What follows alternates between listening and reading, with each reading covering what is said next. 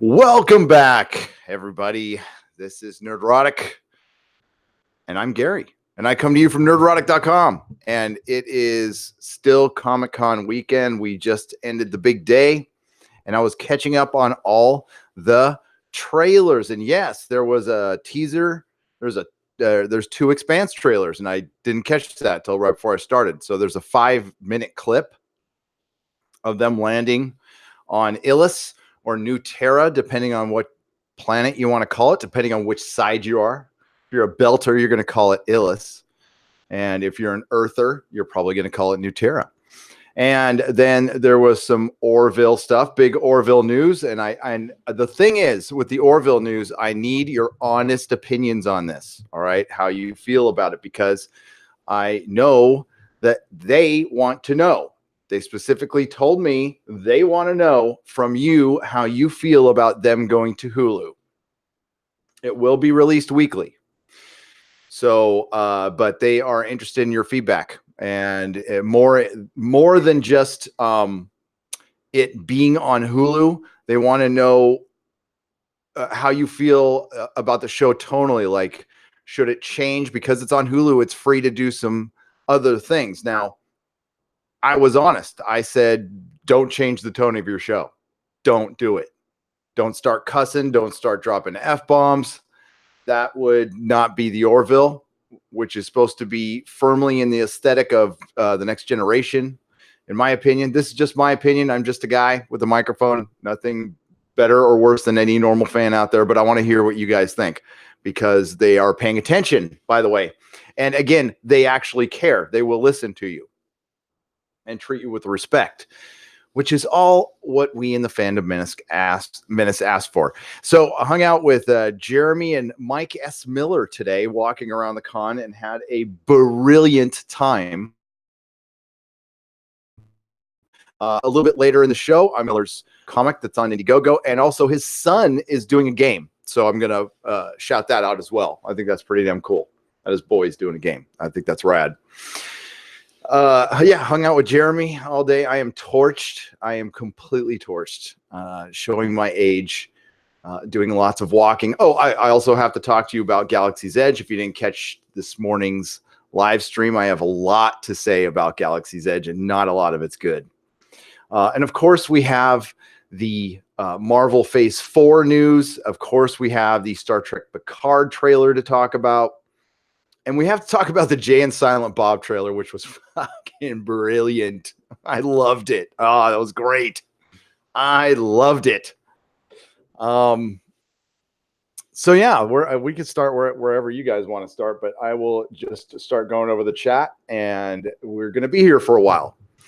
So if it ain't broke, don't fix it, I say, says Orville Nation. I agree 100%. I agree 100%. Thank you for the $2. Ryan Canal for $5. Awesome meeting you at the meetup Thursday night. Indeed, my friend. Excited to hear your thoughts on the pros and cons of the Orville moving to Hulu. Yes. It's behind a paywall. That's a con. And they were concerned about it. But I'm guessing and listen, I like the show. I do. I truly love the show. I love Seth and Tom Constantino, the producer. These are all good guys, but it's never going to change if the show, I'm going to remain honest about the show, because I think that's why you guys come here. So that's not going to change. Same for the Expanse. I love the Expanse. If the Expanse goes woke, I will be the first to tell you. If it doesn't, I will be very happy. Very happy. Saruin of House Roundhead for $4.99. Did you see the Witcher trailer? I am reading the first Witcher book as a possible palate cleanser for Game of Thrones. I was going to go to the Witcher for the same exact thing. I'm enjoying the audiobook so far.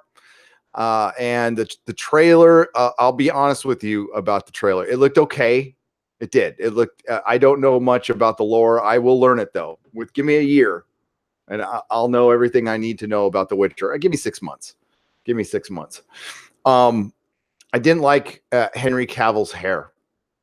Does that sound like a nitpick? But I just thought it looked weird sometimes. But maybe they could fix that. But I'm not a Witcher expert, so You guys tell me, especially those of you who play the video game, and apparently it's not based on the video game, it's based on the book. Is that a good thing? Is that a bad thing? Again, you tell me. But it's definitely up my alley. It's in my wheelhouse. That is shit I like. I am a nerd who likes comic books, fantasy, and hardcore sci-fi. I am not a gamer. Nothing against gamers. Love gamers. I'm not very good at it. So it's, I try to play to my strengths. Getting messages here. Just got to make sure it's not Mrs. Nerdrotic. That's all. Just got to make sure it's not Mrs. Nerdrotic. Okay. Fat Gandalf, what is up? A new Expanse, a greater distance between Disney and my money. Yes. Oh, dude, those Expanse trailers were freaking great. They were great. So I can tell you, I'll give you a little setup of what is to come without spoiling anything. All right. I'm just going to give you a premise. Basically what you saw in the trailer. And I'll give you broad generalities of what you have to look forward to, because the show's about to go completely sideways. Shit is about to get real. Okay. They're adapting the books. The series is called The Expanse. So it expands as it goes and it gets crazy. You have only seen the beginning. So that's why it would have been a tragedy to end it at season 3. Hail, Gary, a very good or very early good morning. Nicholas Horton, good morning, sir. God, what time? Yeah, it must be early in the morning, like 4 in the morning over there. Yeah, 4 in the morning over there in the UK. What's up, man? Thank you for the £2. Common Man Cast for $5. Sending this from the Common Man Cast channel because I am in the process of uploading episode 11. And I don't know if switching accounts will stop the upload. It will. Don't do it. To be continued. Yeah, as long as it's upload. If it's processing, you're fine. If you're uploading, do not click off or it will stop. It will save as draft, but it will stop. Proper Jeremy, what's up, dude? It was fun hanging out with you, man. $5. Unless the TV networks are holding back the Orville's creativity, I don't see the point of having it exclusively on Hulu. The only thing I would say, and this just comes from somebody who's completely over network television. The Orville was the only show I watched on network television, period. I don't watch anything on network television. So it's not a big deal to me. I have Hulu, but if you are somebody who can't, afford a million streaming services, then I understand why you don't want it on Hulu. I do. That was a big move, and it's interesting they didn't announce that with season 3, so it must have happened afterwards. I have no information beyond that. All I can say is they were very concerned with what you guys thought, and I think that's cool. I think that's good, but it might be good for the future of the show. It's hard to say. It is definitely hard to say because I knew there would be inevitable clapback on it, and I'm pretty sure they did too. Mike Brown for $5. The more that we go behind paywall gives opening for new sci-fi to come. Well, it does on independent channels and independent areas. Like there's nothing stopping you from making your own sci-fi show here on YouTube. Although they get a cut. They do get a cut, but you have complete creative control over what you do within reason, as long as you're not, using unlicensed music or anything. And yes, we could talk about the Batwoman. Here, I got to fix this window real quick. Batwoman putting a copyright claim on my trailer reaction, which completely irked me. It was completely within fair use. They're fucking around. So every time that happens, I will make 1 to 2 more videos monetizing their censorship. So look for those to come out very soon. And I will make them to where they can't copyright claim them, because I don't need to show their stupid trailer. I can describe it. And I think they would much rather me show it than have me describe it. Hope you understand that, WB, because I'm going to describe it in detail and give you every ounce of my opinion on every little frame I'm going to describe. I'm not going to put as much sarcasm and snark into every description possible. Let's play. So MCU is ruined now, right? Yep. Well, it depends. It depends. we could definitely talk about the Eternals being shot in 1 year. Wow. So listen, we know what kind of, we're not going to get Guardians of the Galaxy. I know that's probably how they were selling it, that we're going to get another Guardians of the Galaxy from the Eternals, not from a director who I don't know much about. I know directors basically just direct actors in MCU films, and the effect shots and everything else are done in-house. It's getting really cookie cutter, so it's going to be green screen hell. And as much as I liked Endgame, that battle scene at the end was messy as hell. The tint was too dark. People's heads were moving around on their CG suits, or they were too big. And that's what it's going to look like. I mean, Guardians of the Galaxy is a beautiful movie because they took time on it and they had a competent director. Whether you like them or not, that's it's completely up to you. I understand why you don't. Those tweets were sick, but free speech is free speech, man. It goes both ways, unfortunately. Or fortunately, I don't really care. The thing is, with the Eternals, I just think that movie was done to be another Captain Marvel or Black Panther as far as movement marketing. You guys have heard my opinion on it. I believe it will just be there to. I'm surprised it's not coming out in June. I was fully expecting to come, and it could. Let's remember that they have announced phases before and changed titles. The Inhumans movie was supposed to come out. Remember that? Captain America Winters or Civil War had a completely different title at one time. So these things changed. I would look at it more as a guideline than a rule. I am very wary of the Orville to Hulu because Disney is trying to become the main shareholder, and I do not want to continue to give Disney cash. Discuss this in episode 11. All right, for the $10. We'll discuss this in further on maybe a video, but more live streams for sure. Thank you, Common Man Cast, for $10, and Jacob King, thank you for the $1.99 and the MCU comment. So yes, we're getting a female Thor. I did a video on this 3 months ago, so I'm not surprised at all. I mean, I don't think anybody who's been following Marvel Comics is surprised. So we had some great news, and I mean, this is great news. Blade is one of my favorite characters. I like all of the Midnight Suns. I am a huge Marvel horror fan. All right, I love Werewolf by Night. I love Brother Voodoo. I love the Son of Satan. I love Ghost Rider. I love the Man Thing. I love that shit. That's what I grew up on. And Blade is one of my favorite superhero films. And the only person on the planet who I thought could play him, aside from Wesley Snipes, was, and I'm going to mispronounce his last name. I'm sorry. It's Marshall Ali. I'm just going to call him Ali. All right. Just to be, he was brilliant as Cottonmouth in Luke Cage. He was in Alita Battle Angel, and he was in True Detective season 3. Dude is a special kind of actor. He's like one of those rare things we have in Hollywood. So him playing Blade is all good, unless it turns out like we get this great actor, we get a great director, and he's going to be following around a strong, powerful woman of science. And does this sound familiar? Because it's been pretty much everything we've gotten in the last year.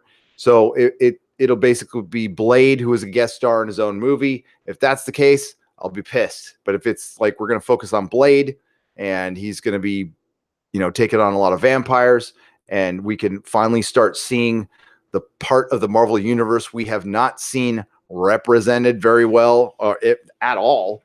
And we can introduce characters like Moon Knight, Werewolf by Night, Man Thing, Brother Voodoo,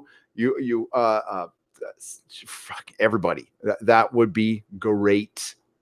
We could get a Midnight Suns movie. I'd be all for that. All for that. That would bring me back into the MCU. But with the Eternals and the Thor, Love and Thunder. Love and Thunder. Wow. Okay. Family friendly Disney. It's the only title that is worse is Doctor Strange and the madness of the multiverse. What? Yeah. So I'm glad we're getting another Doctor Strange movie. Don't get me wrong, but that was a bad title. That was a bad title. And then a bunch of stuff we already knew. We're getting, is it me? It might just be me. If it's me, that's fine. The series that have already been announced for Disney or for D Plus don't move the needle for me. Hawkeye, okay. I mean, but it's not Hawkeye. He's not in his purple costume, and it's just Jeremy Renner looking like a GI Joe guy running around with a bow and arrow. So it's going to look like Arrow. WandaVision, no, it sounds like Tom King's version, and no thanks. It's none of that stuff.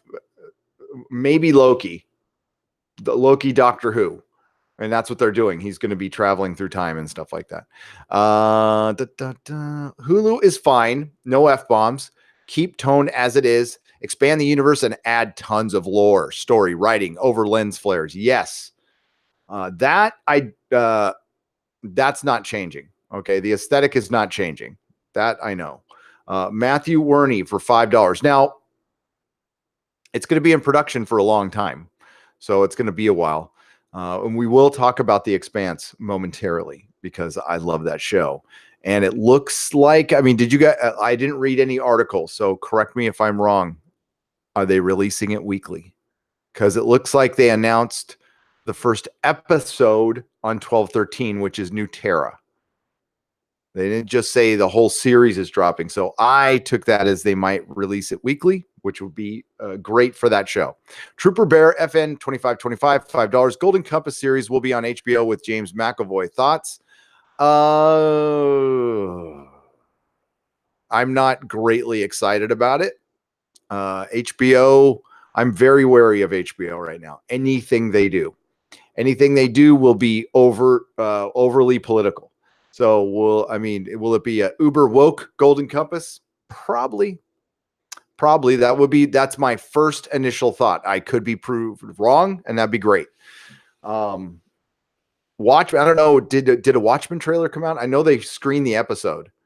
I don't know what anybody has said about it, but I know they screened the episode. They screened 2 episodes of The Boys. I spoke to Derek today as I was walking out. Had a little conversation with him. That was interesting. And in a minute, I am going to pub Mike S. Miller's book. Who's a cool dude, by the way. Very cool dude. Hang on. It jumped on me. Trooper Bear FN 2525. Thank you for the $5. I do appreciate it. Matthew Werney for $5. Thank you very much again. Unhinged Crank. Hey, Gary, was at the Orville experience around 3 p.m. No line. Awesome. Love the screen use ship. Bum not to meet you and Jeremy.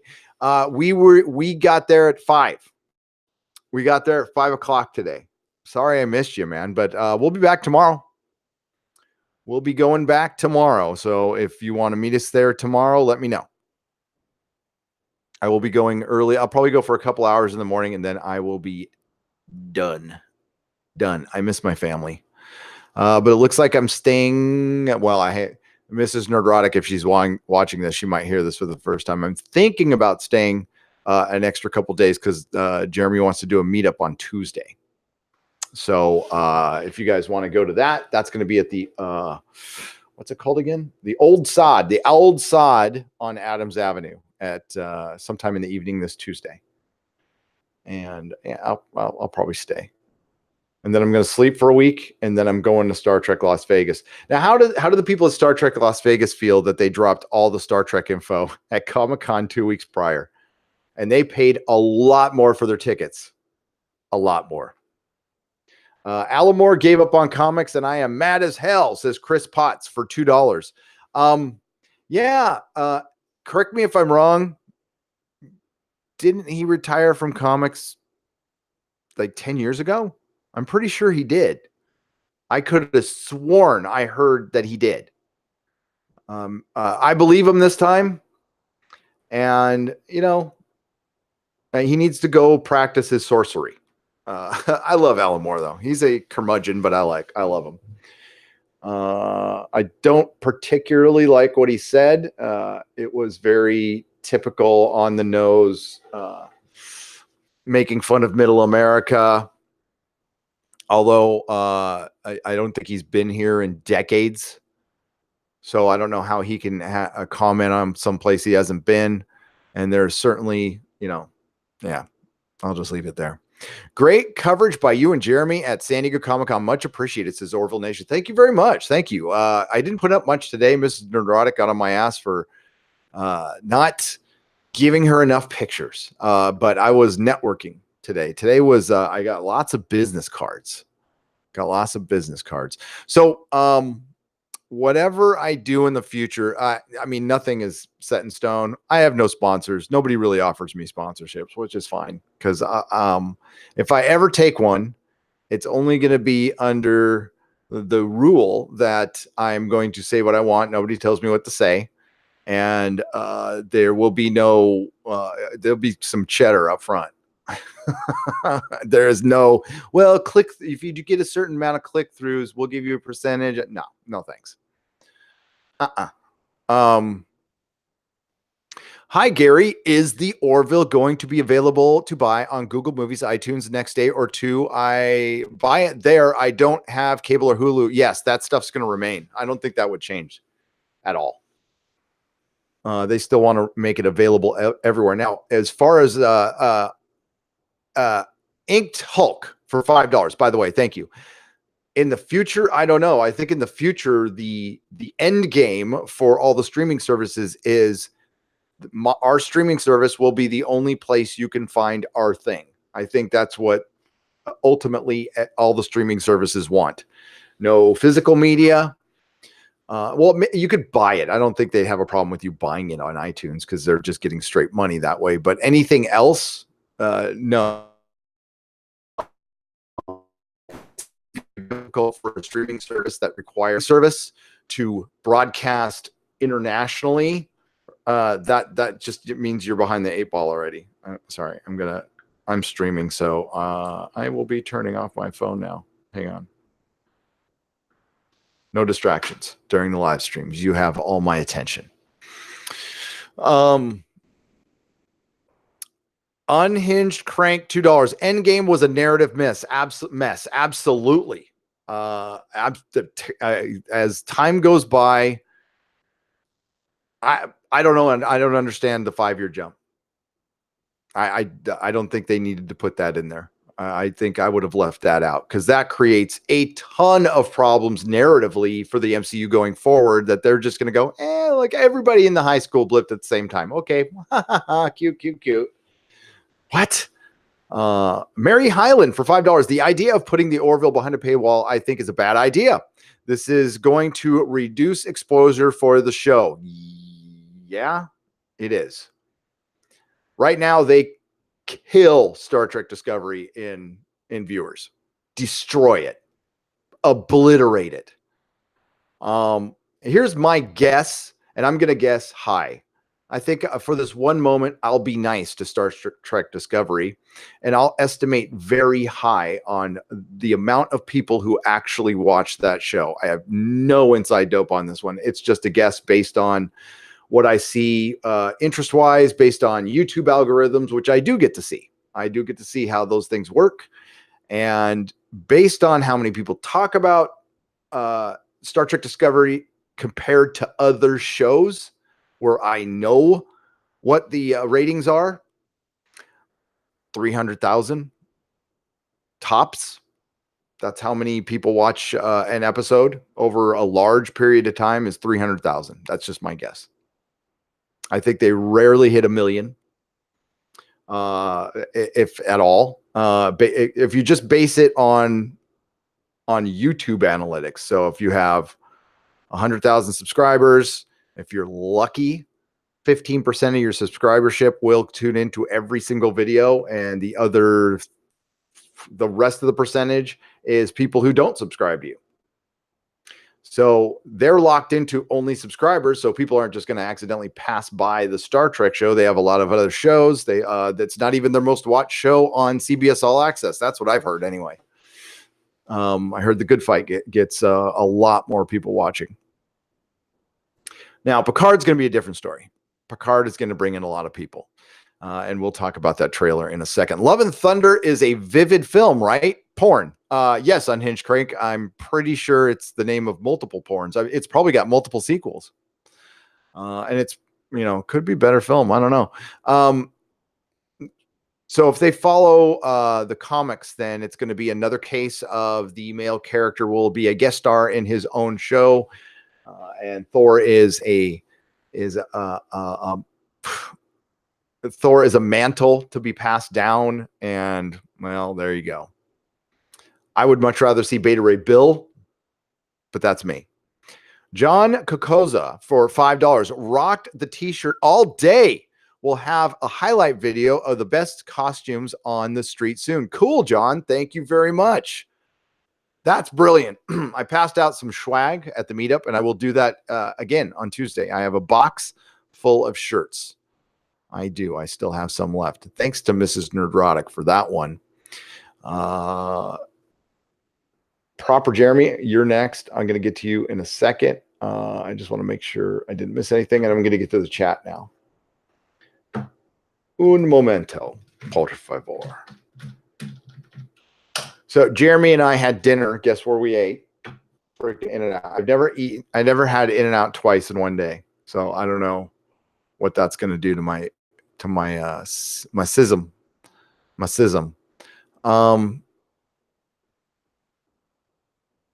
All right, we're going to have to go to that. That looks pretty interesting. So much happened today. All right. We're going to go to this.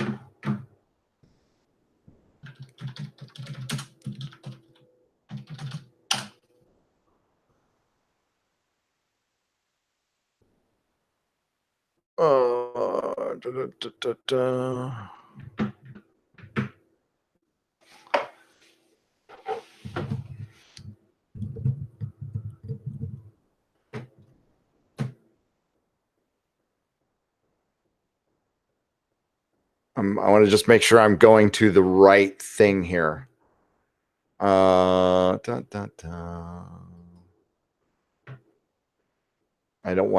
know. What's this? Hang on, I'll be right there.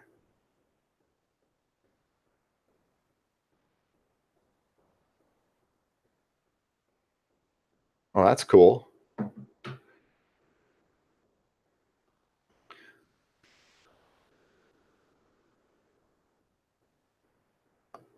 That's June 24th. There's multiple campaigns. So I'm trying to figure out which campaign I'm supposed to do here. So I might just pop them all up. All right. I'm going to go to the chat and I'll figure this out. But I'm going to pub some Mike S. Miller stuff.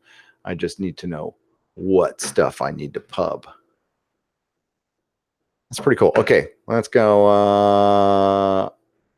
A preposition? I don't know. Porn? I don't know. Cardinal Sin, $1.99. Happy 50th the moon landing and Hitler's birthday. Hitler's birthday is on 4/20. Today was the 50th birthday of the moon landing. Oh, interesting. That's right, because it's right before my birthday. Lone Star Monster Hunt. Thank you. That's the one I'm on right now, because that looks fucking cool as hell. Listen, I already know of Mike S. Miller's work because I am a Game of Thrones fan, and I own all, and I mean all, of George R. R. Martin's comic book adaptations for Dunk and Egg, everything, every variant, everything. So here you go. This is Lone Star and Monster Hunt. Lone Star plus Jawbreakers and Graveyard Shift in a mega crossover event. Mike S. Miller, $161,349. That is 3,085 backers. That's pretty cool. That's pretty cool. I'm going to read some of this. Hang on. I got to blow it up though, because I'm friggin' blind, yo. So independent comics is kind of the future. Not kind of. It is the future, ladies and gentlemen. Comic stores are dying. Comic stores did not speak up fast enough during the crash of the comic book industry, when mainstream comic books were over politicized for partisan reasons by partisan creators, creating an adverse environment in the comics book creating a comic book community out of an industry, as your boy Zach puts it. Poor treatment of fans. The industry itself has been treating retailers poorly, but I will say retailers allowed themselves to be treated poorly too. So as we do want to have great sympathy for comic retailers, there is a time when you need to speak up. And that time has come and that time has gone.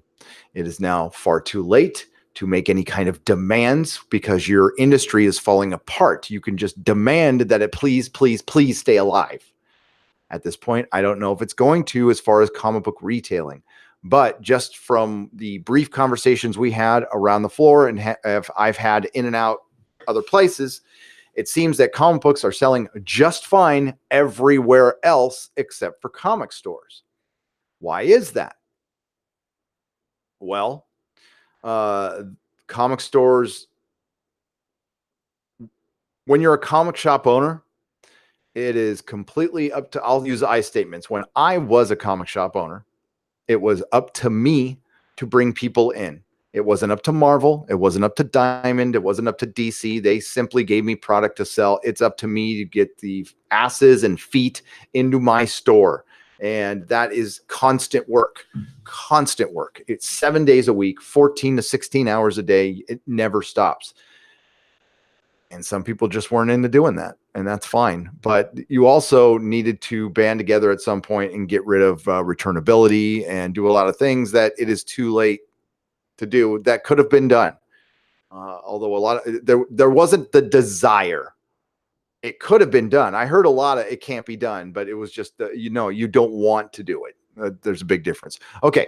Jawbreakers, Graveyard Shift, Lone Star, the crossover event of the year is here now. Do not miss out. Details below. Hello, and welcome to my third Indiegogo campaign. My name is Mike S. Miller. What a youngster. You're a young dude. You have like 19 kids. Oh, 20. I thought it said I'm 27 years old. I'm like, you have like 17 kids. How can you be 27 with 17 kids?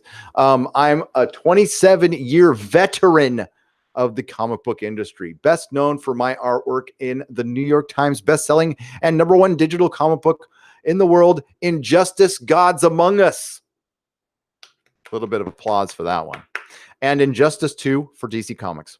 I'm also the cover artist for A Game of Thrones, and you probably heard of that one. Yes, I'm from San Diego, California. What's up, homeboy? Where I live with my amazing and beautiful wife and 5 insane children. It's actually 17, who pull me in every direction. I've gone rogue from the mainstream comics plantation and have struck out on this new venture to reshape the very nature of comicdom itself. What's that, you say? Aiming a little high, am I? Well, I figure if I aim for the moon, I might hit the top of the mountain. But either way, it's a long, steep climb, and I'll need your help to keep this thing going. In addition, for the first time ever, Comicsgate crossover event is made available with Monster Hunt. Check out the cover below. Cover art, Mike S. Miller, Broken Glass. I think the kid's got some talent. That's pretty cool. I'm pretty excited about this one. So I personally will be backing this. Ooh, I like that. Oh, you get the slab. 7 claimed. Okay, I'm getting the $100 CGC one too. Just to show my support. Look at that. You don't get that anymore in comic books. That's so toxic, Michael. My God. Yo. That is brilliant. That is cool as hell. So here is the link. I'm putting it in the chat. Thanks. And in a little bit, we're going to pub. His son is doing a game. And that might actually be cooler than this, to be honest with you. I dig that. Good dad. A good dad there. Let's get, we want to support good fathers. We certainly do. Give me just a second here. All right. Proper Jeremy. I said I'd get back to proper Jeremy. I'm working in a very constrained environment. I am in the this beautiful orange wall behind me is the only color in this basically 5x8 jail cell. The only thing missing is the toilet inside the room. Thankfully, the toilet's not inside the room. And thankfully, I don't have a cellmate. Ooh. Where did you go, proper Jeremy? There you are. Oh, there you went. There you went. Okay. I know Orville's in its infancy per se, but don't change the tone. Expand on it and remain consistent. That's why we love Seth MacFarlane's shows. P.S. Scott Grimes is awesome. Please don't write him off. Who would write Scott Grimes off? That I would. Woo. I would have a talk with Seth about that. That can't happen. That just cannot be allowed. Matthew Werney for $2. Please pass on Star Trek Experience at Las Vegas, but for Orville, it is a must. The Star Trek Experience at Las Vegas, I wish it was still there. I wish it was still there. I tell you right now. Oh, wait, I'm way off to the side here. Sorry about that. Get over there. Yeah, I'm under restraint. There we go. Okay. The Star Trek Experience was brilliant. Quark's Bar was brilliant. The Borg 4D was brilliant. And it was much better than the Millennial Falcon ride that I went on yesterday. That it was almost a throwback to the 90s, that ride. So if they were going for that feel, like a nostalgia, like I'm playing a 90s video game. By the way, there was lines through the screen. You could see like giant.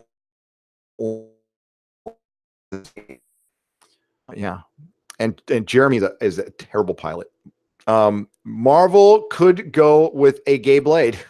Fat Gandalf. Fat Gandalf. You know, when you say stuff out loud like that, you know they listen. But it's not Alex Kurtzman getting ideas. So how many of you saw the Star Trek Picard trailer and thought, oh, they want to have their own 11 in Star Trek Picard? Because I did.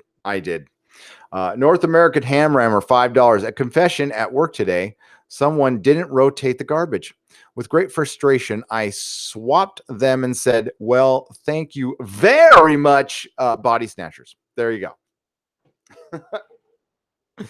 Linus 2017 Cougar, $2. Serious question. Will the MCU Blade be PG-13? Yes, that's a problem. But yes, it will be PG-13. It will not be rated R. I have no info on that other than Kevin Feige said no MCU movies will be rated R. So I'm taking the man at his word. Super Anime Gamer 01, $2. Thor is a dude, not a mantle. You mongoloids. Hi, Gary. Hi. And that's true. He's not a mantle, but we've already had this argument in the comic books. So get ready for it to ramp up in a much, much bigger way. As a matter of fact, a lot of you old comic skaters can just dust off your old videos, put MCU in there. All you have to do is like just a little clever editing and you have instant video success. As a matter of fact, I challenge one of you to actually do that. Common Man Cast for $5 on STP Star Trek Picard. Isn't it funny how all the shill sites swore that it would be out on schedule late 2019, yet the trailer said it would be out in early 2020. Yep. I'm wondering how the licensees felt. Is there licensees? I don't know how the investors felt about that. How CBS All Access feels about that.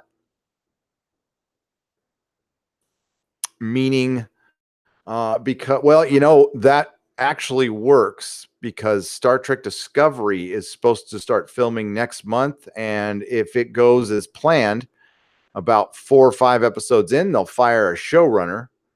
They'll need reshoots towards the end. They'll go over budget and it will get delayed until 2021. Let's see if Star Trek Discovery can go an entire season without firing a showrunner. Star Trek Picard couldn't. Well, they didn't have one technically. So maybe they're just going to not announce their firings anymore because somebody had to be the showrunner for Star Trek Picard before Michael Chabon was named the showrunner. I wonder who that was. I wonder. They're so freaking dishonest over at CBS. I almost said something I shouldn't. That's coming later. Don't forget, the Inquisition is tomorrow on Doomcock's channel, 6 p.m. Pacific time. I will be there. I will be sitting in this hotel room, and it might be the best Inquisition episode ever. Just saying. Not really into calling my shots. I'm going to give it my best effort. How's that? Not that I haven't before, but there's just a lot of shit to talk about, and it could be 9 hours long. We're going to see how long we can really live stream for. Let's put that to the test. Adam Child for $4.99. Hulu is sweet. Hope they make 60-minute episodes. How would an Expanse Orville crossover be? Probably weird, but I'd take it. I would too. That was brought up. That they aren't. You got to stay with it. You absolutely have to make your show within the next generation. Maybe it restrains you a little bit. I wouldn't start playing with that until much later. I would wait. That's a season 6 kind of thing, in my opinion. That is not a season 3 thing. Season 3, the first 4 seasons of your show, if you're lucky enough to get that, are so important. And let's be real. It's hard to get past that. There are not many shows, not many sci-fi shows that get past season 4 and remain good. But if you even go way back, we're going to talk genre here. And yes, I know Joss Whedon is an ass. He's an ass. He's an ass. He's an ass who made one of my favorite shows back in the 90s. I certainly would not watch anything new from him, but I love Buffy. I do. And that's not going to change that. Seasons 1 through 4 of Buffy are, man, I know one's rough, but dude, they're so good. And all of Angel is good. Although Angel, I mean, there's no argument. Season 5 was its best. It ended and it had the best finale. Real Mrs. B for $4.99. An unrelated subject, The Legacy of Time, dropped on Wednesday. I've heard the first 3 stories, and it reminded me of classic episodes. Of what? The Legacy of Time. You mean like of Doctor Who? In what context?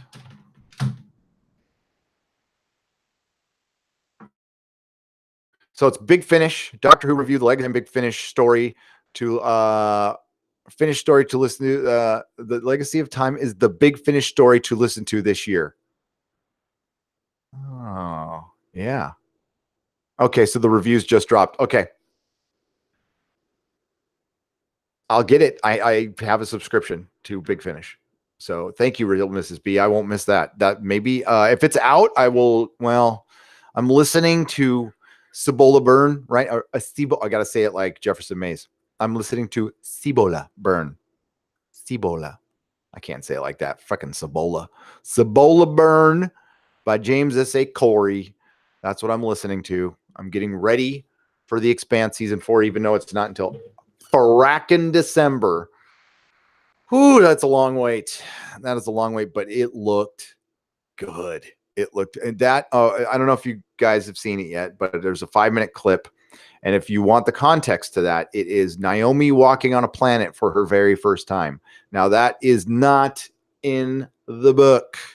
Nope. Well, she's down there for a second.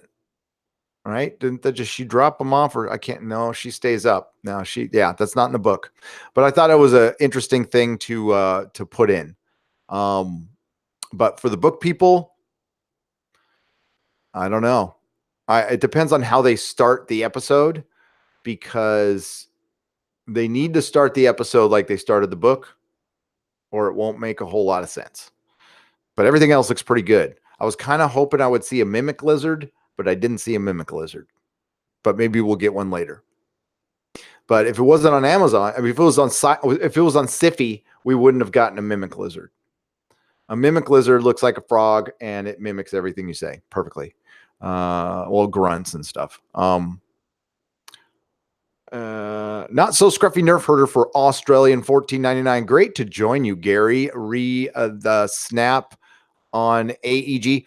People on Avengers Endgame. People could not have reappeared there where they disappeared. Some were in planes, some in surgery. How did that work? See, these are why you can't do things like this willy-nilly. And when you start not caring, you lose nerds. Normies don't care about that shit, but you also, normies have the attention span of a gnat on meth. So they will be all, I love the MCU, and then Breaking Bad, and then something else, and Lost, and Boo, and Big Brother, and freaking there. Yeah. So that's what you deal with normies. You need to give fan service to the hardcore fans, not all the time, but little bits. And part of that is taking your own material seriously. And what I've seen in the MCU for a couple of years now is everything's kind of silly, jokey, and I don't like that. I don't like the cutesifying of comic books. So we have this big thing going on with the strong, powerful women. One of the most cringe moments at Comic-Con, we walked by the Marvel booth, and it had all the female costumes from Avengers Endgame. None of the male costumes, just the female costumes. And they are just not going to give up on Captain Marvel. They are not. To their peril. And listen, Disney likes to make truth. Star Wars Galaxy's Edge is a great example of, we're going to make this work. We're going to force this down the public's throat, and they're going to like it. They'll get used to it. They'll eventually succumb to our spell. I don't think so. Somebody chimed in on my Instagram and asked me if maybe Disney's playing the long game with Galaxy's Edge. If it was Walt involved, yeah, but this isn't Walt. If Disney was playing the long game, they would take their animated films and not remake them. They would put them in the vault like they used to. But they don't do that anymore. They remake them now because just everything I've heard about Lion King. Here's how I imagine the pitch for Lion King went. We need money for Galaxy's Edge. We need to fund somehow. Let's remake all of our animated films. That'll bring in a bunch of cash to help pay for whatever.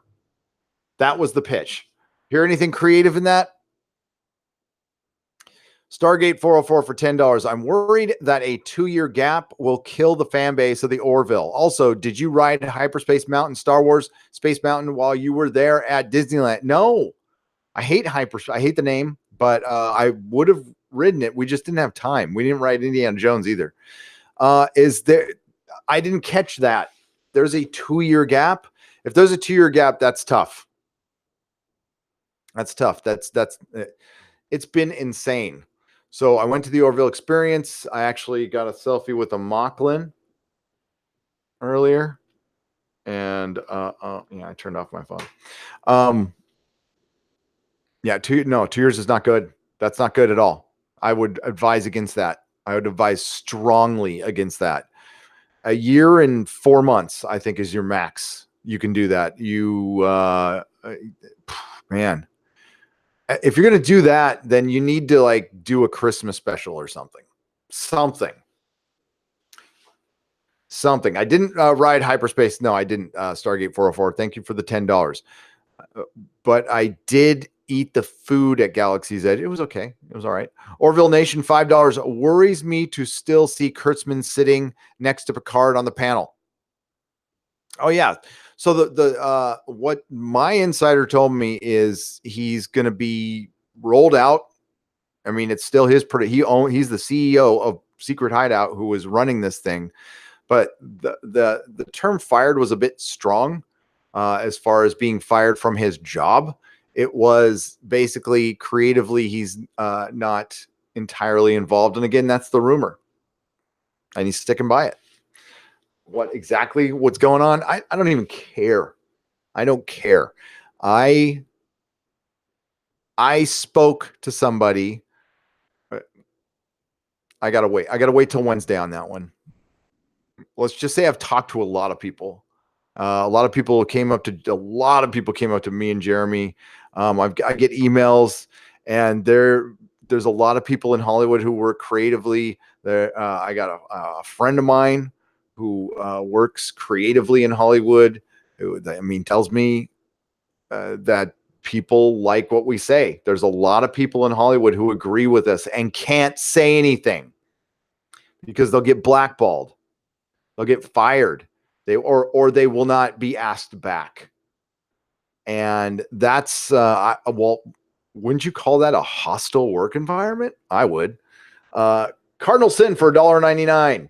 Happy 50th moon landing and Hitler's birthday. I think I read that one, but I'll read it again. Hitler's birthday is, well, unless Hitler's birthday is definitely 420.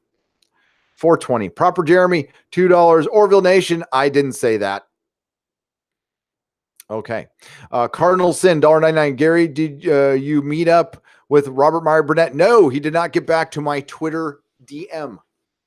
I shot him a DM saying, hey, man, I'm here all day, and I didn't hear back from him. I'm going to try to find Chris Gore tomorrow if he's still in town, but maybe Robert Meyer. I'll be in LA a lot this year, so maybe I can, he and I can have a coffee at the Coffee Bean or something. My son lives in Orange County, so I'll be, I'll actually be back down here in like a month after Vegas. Eric K, $2. No female Thor. It is a person, not a job or a group. Exactly. I'm going to go to an article because I listen, you guys probably know more than me on that one. I was at the con, so I'm the last person to know shit. I heard about people I got like tons of DMs like, did you see the Picard trailer? So I watched it, and listen, the Picard trailer was better than the Star Trek Discovery trailer. It was. But the minute I mean, whoa, I told you I got a very small workspace here. I did a video, the 25% one. I can't remember now. One of the two Picard videos where I said, well, the plot is probably going to be Jean-Luc. Well, no, I think I said this when I first heard that there's going to be a Picard show. That the plot will be a young woman will enter his life and help him regain his spirit. What did the trailer? A young woman entered his life, reignites his sense of adventure, and will help him find his spirit. And of course, it's connected to the Borg. And 7 of 9 shows up because, you know, every time I see Picard, I think 7. The thing I think of, Data looks like he didn't look like he got gained weight. He looked like he got punched on the right side of his or left side of his face very hard. I mean, was it cool seeing Data? It was cool seeing Data. Picard sounds Patrick Stewart sounds old, sounds very old. So I don't know. I don't know how much he's actually going to be in his own show. All I know is listen, in the trailer, advice from a woman. He was talking to an admiral. It's centered. The MacGuffin is a young woman who I guess I'm not going to say she teleported. She got beamed out while she was jumping and doing some karate. So she's a badass woman, probably a great scientist too. So it looks like more of the same schlock from effing Star Trek Discovery, except this time it has a better actor in it. And until I'm shown otherwise, this is an Alex Kurtzman joint, which means you all want to smoke a joint afterwards because you just want to forget what you just saw, because it's a mishmash of other people's ideas thrown in with the J.J. Abrams shine. So they insert their own number 11 and create their own Farscape crew. And of course, Patrick Stewart, Captain Picard, needs protection. So he will be protected and be advised by many women on how he was wrong this whole time. We've already set this up by asking him in the beginning of the trailer one of the most unusual questions ever. I have never walked up to anybody, and maybe he's in therapy in this. Was that his therapist with the voiceover going, "Have you ever been a stranger to yourself?" Who in the fuck says that? What kind of writing is that? Have you, Matthew Werney, have you ever been a stranger to yourself? Have you ever looked at yourself and asked, "Do I know you?" No. It's terrible. It's fucking terrible. Gary, rumors of Seth and Tom Constantino greenlighting Orville fan films is 100% true. PJ.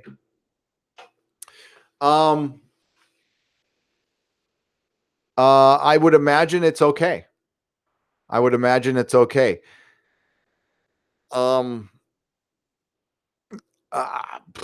even know what I'm allowed to say. So I can't say anything. I'm gonna default on I can't say anything.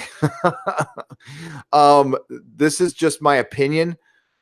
I would imagine that's true. I would agree with PJ. JP, you mean? From Egotastic Fun Times? Who's PJ? But JP, if he said that, yeah, I can imagine it's true. They are very fan friendly. I don't know. I don't know as far as like merchandise and stuff like that. I think if you keep it to low numbers, they're not going to care. That's just what I think, though. Don't say Gary said it was okay, because I don't know. It could still get you in trouble. Sorry, Snowflame is Doomcock. Marijuana is legal in Illinois now. Snowflame is I see DC, I think Doomcock. I don't know if that's Doomcock or not. Alan Massey for $5. Isn't marijuana like legal everywhere now? Honestly, I'm the last guy you want to talk about marijuana to. You're not going to like what I have to say about it. I mean, it should be legal. I want you guys to have your fun, enjoy it, spark away, smoke your grass. Just don't ever blow that shit in my face. I fucking hate that smell. Unhinged Craig, $5. MCU lost me at Endgame. Captain America fighting himself, even by their own time travel theory. That would break the timeline. It would break time. They don't think. No, they didn't think it out at all. Unhinged Crank. I agree with you. The more I think about Endgame, the less I like it. You know, and the thing is, though, Infinity War was such a fucking masterpiece. Like, it was so good.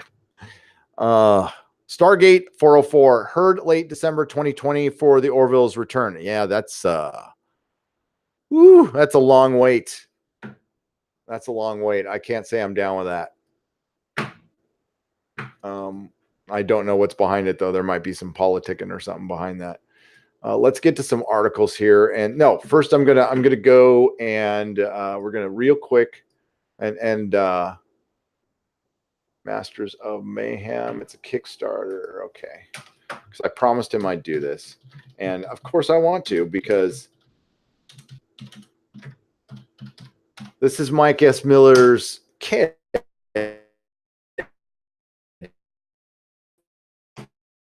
Doing a Kickstarter for a game. I can't say I'm going to know much about this, but it's his boy. Populate, expand, destroy, repeat. Masters of Mayhem is a disaster-based population control game. Okay, here we go. And it's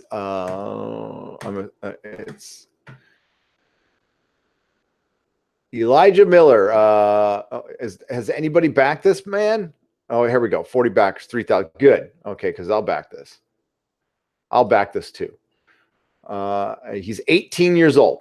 Okay, Masters of Mayhem, a tile-laying destruction game for the whole family, just as much fun as Trial by Trolley and Encanter's Odyssey and Dino Genetics. I can't read sometimes, so here we go. I got to blow this up a little again. Masters of Mayhem. Masters of Mayhem is a disaster-based population control game. Your goal is to completely decimate every other player's populations using a variety of natural and unnatural disasters. Randall Carlson would love this game. As you're destroying each other, the map is also growing every round. As you play the game, you discover new and strange ways to eliminate your opponents and expand your territory. Use geomagnetic storm to kill your opponents. I've always wanted to do that. Trying to escape. Can I use it against CBS?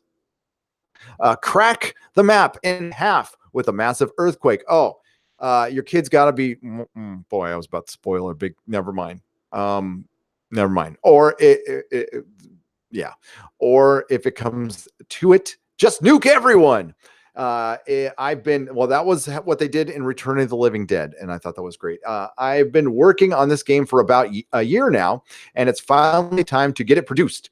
I've put my blood, sweat, and tears, but I can't do this alone. I need your help to get me into and get it into your hands. Ages 8+, 2 to 6, 30 to 60 minutes. How to play. There you go. So I'm going to link this in the description. I will shout this out my next live stream too. I don't know. I like Mike S. Miller kid doing that. So I think that's cool as hell. All right. The Expanse. Let's talk about The Expanse. So there was a 5-minute clip and then there was a teaser. It looks like big changes from the book as expected. I don't know if they've recast a very big role that obviously can't be in it because there's a character. Well, there was a character named Havelock from season 1 who's now playing Magnum PI, which didn't that get canceled?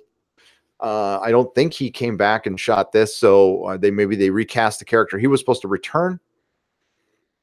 There was no sign of I wonder if, there was no sign of a certain Ghost Miller that we saw at the end of, well, he's not Ghost. He's not a ghost. He's Protomolecule Miller that we saw at the end of season 3.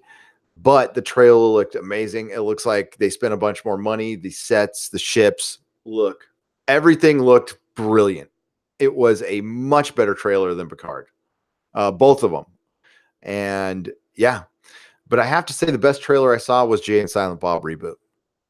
I thought that was pretty damn funny. I liked it quite a bit. And Jay and Silent Bob is my favorite Kevin Smith movie. Jay and Silent Bob Strike Back by far. I love that film. So yes, I'm greatly looking forward to that. I wish I could break down a Picard trailer for you, but I've already gotten one copyright claim today, and I really don't want to risk another. But I will do that in a separate video, I suppose. But I will only be using stills, so I won't be showing any footage. Oh my God, Lower Decks looks like feces. Yeah, we got to get to that. We'll get to that. That animation looked like shite. What did I call it on Twitter today? Clown Trek Stoner or Clown Stoner Trek. Sam Uri for $2. It's more Star Trek like thing for people who don't generally like Star Trek. Yeah, that's it. Thank you, Sam. I appreciate it for the $2. Dan Fuentes for $5. Data should have been CGI. He's supposed to look synthetic. After all, Spinner could have still done the voice work. The reason it looked so bad, in my opinion, was it was a rushed job. Again, this is my opinion. I don't think he was originally in the story. I think he's part of the reshoots. Again, this is my opinion. These are not things I know. I just, based on what I heard the show was about, I heard a lot of things changed when they removed a certain person from running the show. And now that Shaban is running the show, certain things needed to be changed. Again, this is just what I heard. It could be a rumor, and it's all kind of playing out on screen in front of us, but that's all right. They'll put out an article. That you notice they kept on putting articles out that more people from the next generation could return, and I find it very curious that they took the time to bring back Jerry Ryan, but not Jonathan Frakes, who was directing episodes. All right, I'm going to get to the chat here. What's up, everybody? What's up, everybody?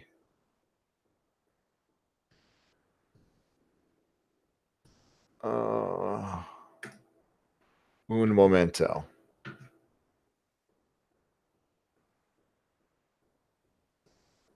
Oh, look at that. I'm in a video with Jeremy. Yeah, that's that long clip. That's that long Expanse clip I was watching. That was quite good, to be honest with you.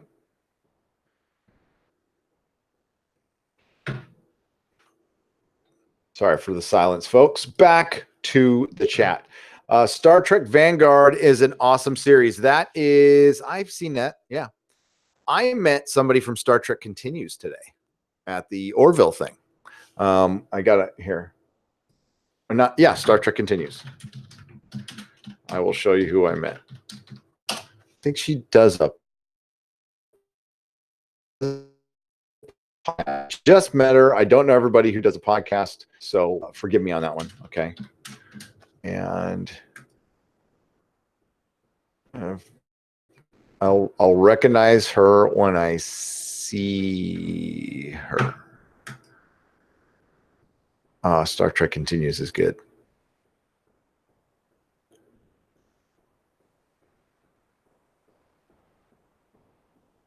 Oh, she's not in every episode. I wonder why. I'll figure it out later.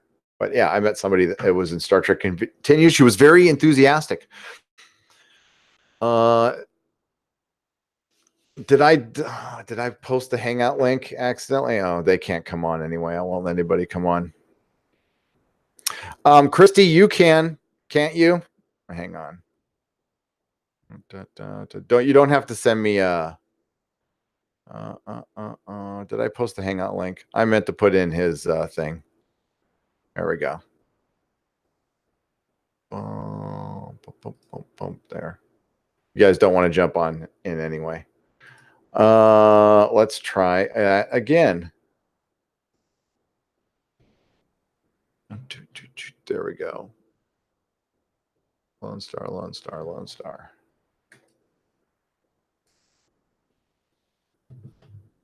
And Masters of Mayhem. There we go. That's what I meant to do. Sorry about that, folks. It's not the first time, not the last time. All right. Finally, back to my account. How many times were we told that nobody else from the next generation will be at SDP? Of course, it was last minute decision. That's why to have data. Yes, it was right when it was brought up. I think it was a month or two ago. That's when they filmed it. Yes, this was supposed to be 10 episodes long. It was initially supposed to air in 2019, but now it's early 2020, which means it'll be April, March, April. Early means first quarter, and I'm sure it'll be towards the end of that first quarter. The reason is reshoots. They had to reshoot a lot of stuff. People were fired from that set. Yes, CBS, I know people were fired from the set because, well, maybe I know somebody who was fired from the set. And maybe I know that it was a bad experience. Maybe I know these things. You can go out and deny them. You can put out a comicbook.com article. I could give two fucks because I know these people. So, yeah, there was a lot of turmoil on that set.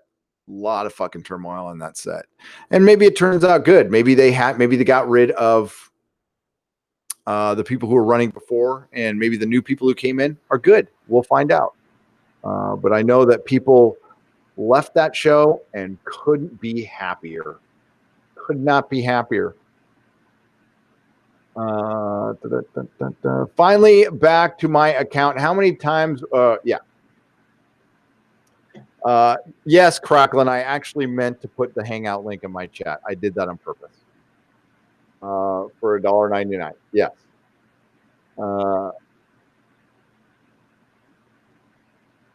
Spinner was hilarious on Night Court. God, I don't even remember him on Night Court. Last time I watched an episode of Night Court was like 1980 something. I gave Selena. No. You know what? I didn't like Data when he got the feels. I don't like Data with feels. I liked his slow journey towards that, and I think the end of Star Trek: The Next Generation within the films, I mean, that wasn't good. They weren't good. They were not good films. That wasn't a good send off. I pretend that the last episode of the series was it, and I just forget the films. I kind of imagine them as side adventures that happened, but I don't count them because even the one that's considered good by a lot of people, has a lot of problems.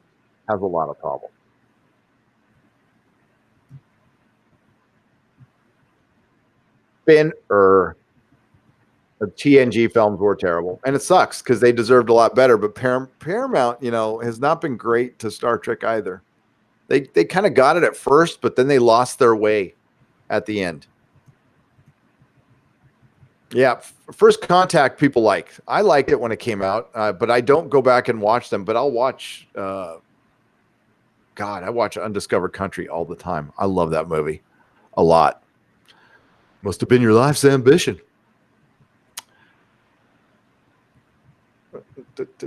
Data with no emotions.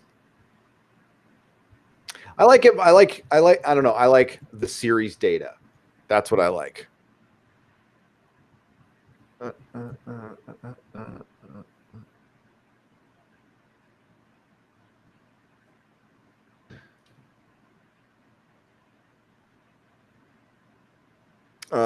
Jonathan Two Jakes Frakes. Jonathan Two. I'm sorry. I think of Two Jakes the film. Jonathan Two Takes Frakes and Marina Sirtis will guest star in Picard as well, reprising their roles as William T. Riker, respectively. Says Donnie Pearson. Jonathan Two Takes Frakes.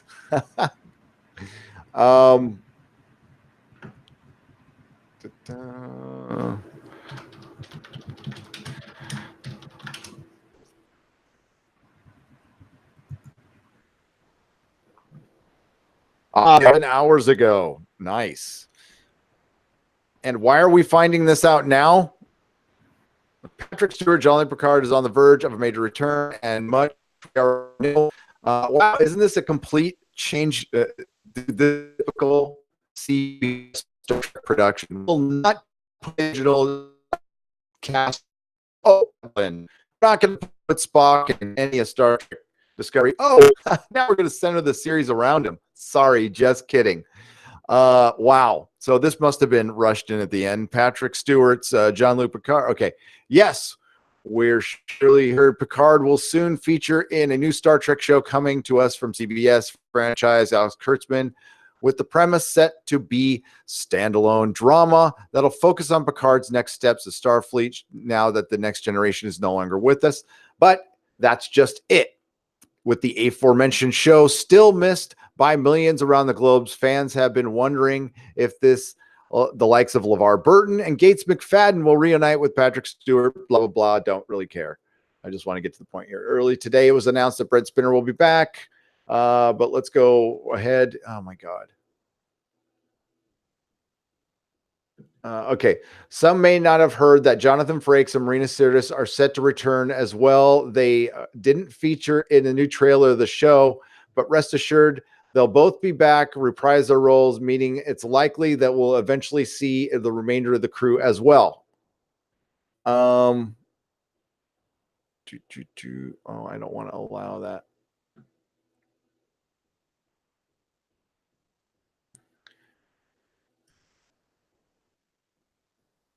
Good. Okay. So that proves here. I'm just hang on a second. Dun, dun, dun, dun, dun, dun, dun. Who in the hell is in here?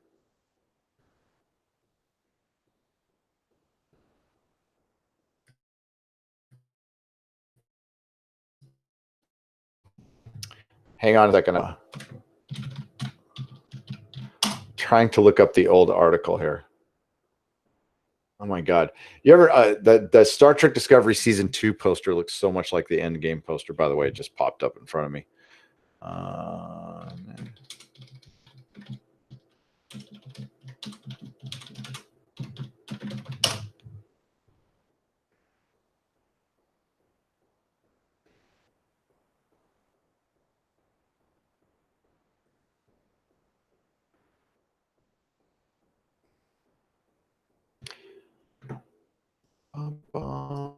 Okay. I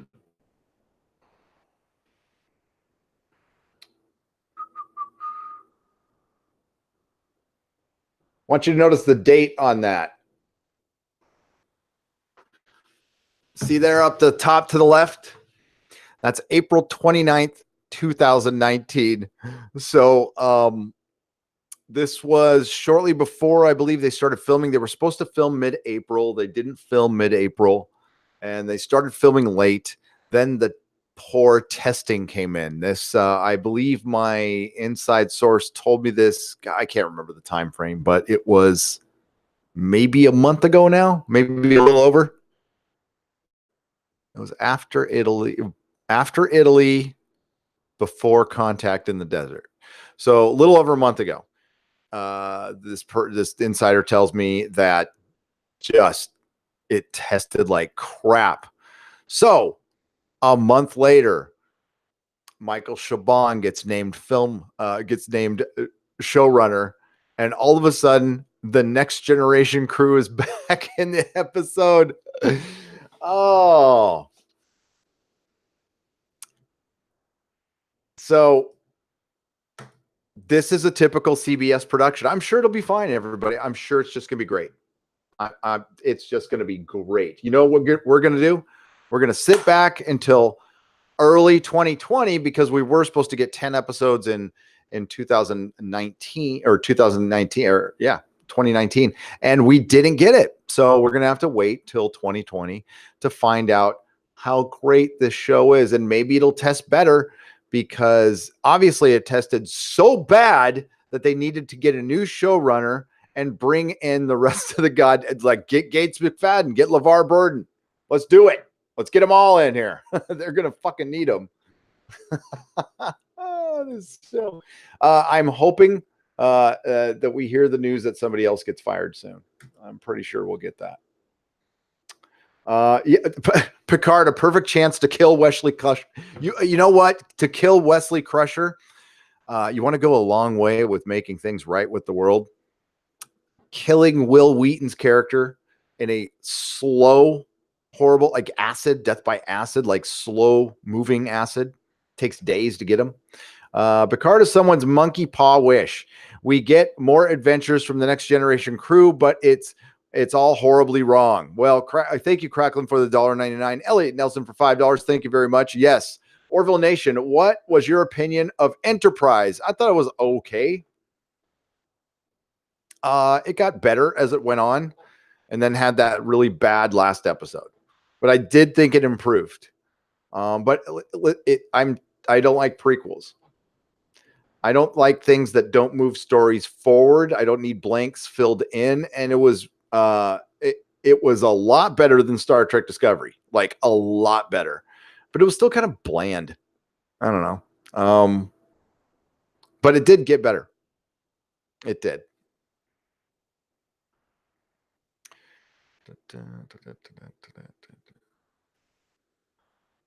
Okay, give me just a second here. Whoa.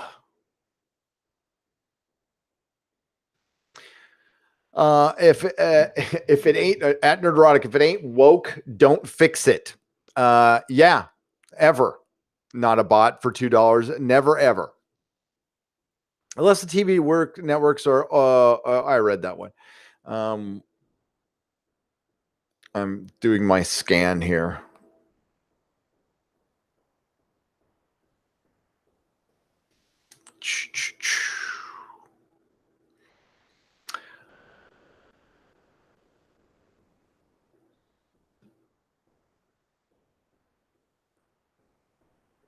Sorry, I'm just reading this. I've got so many things happening right now. This is nuts.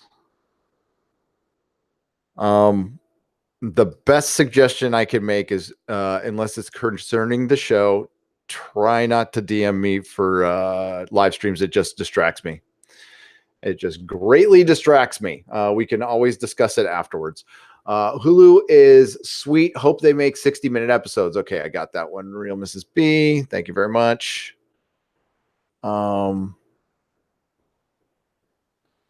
Echo Base Gary called the Inquisition like Babe Ruth called his home run. I'll be watching. Doomcock just dropped the video we did with him today. I saw that. I got to watch the video. I saw it dropped. Just to let y'all know, I watch all your videos. I watch all your live streams.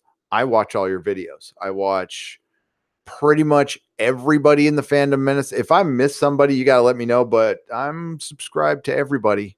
I catch eye, and I've got my notification bell pressed, and I watch everybody's video. I would rather watch a YouTube video than 99% of television or films put out right now, because they're all garbage, and content from you is not. It's that simple. Watch Obi-Wan has PTSD on YouTube. Thought it would be funny memes, but actually tugs at the nostalgia strings. I will check it out. Stargate 404. Did you see the new Westworld trailer? Looks like they brought in Aaron Paul to tell Dolores, "You're McQueen and I don't want it." Whammon World. Saruin of House Roundhead, $4.99. I did not watch the trailer, but I plan that show will be the best example of, well, you know what? It's a J.J. Abrams joint. Has a decent first season, then it doesn't know how to finish. I mean, how many effing times does this guy have to do it to people till they realize he's not talented? He's not. He's a very good bullshit artist. He might be technically talented. I don't know. I question that at this point. He makes things look pretty. If he has absolutely zero creative involvement in what he's directing, I think he'd be a good cinematographer. As a storyteller, he's terrible. His Spider-Man comic, unless honestly, I think if his son writes the Spider-Man comic without his dad's involvement, it might be good. But again, your dad pulling strings for you to write a Spider-Man comic teaches, I think, the worst lesson possible. Like I would not do that for my kid. Nope. My kid would have to work for that shit. Yeah, sounds like a dick. I'm not supposed to be his buddy. I'm his dad.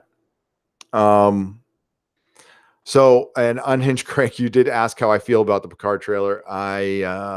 It's better than a Star Trek Discovery trailer, but I still didn't like it because it's predictably bad storytelling from the Alex Kurtzman secret hideout wing of J.J. Abrams' bad reboot. Oh, I'm sorry, Jar Jar Abrams' bad reboot.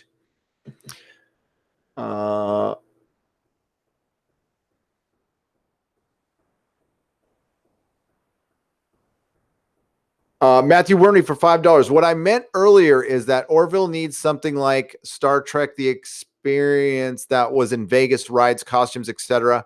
Would pay through the nose to go. Is that what you were trying to say in the last super chat? I mean, thank you, Matthew, for $5. I didn't get that at all. I'm sorry, dude. I'll go back. Please pass on ST Experience at Las Vegas, but for Orville, it is a must. Okay. Let's get it past season 3, but I would pass that on. Yes. I would love for the Star Trek Experience to come back. It was so goddamn good. I loved it. Melissa and I would make a pilgrimage a couple times a year to go check that out. I would go check that out.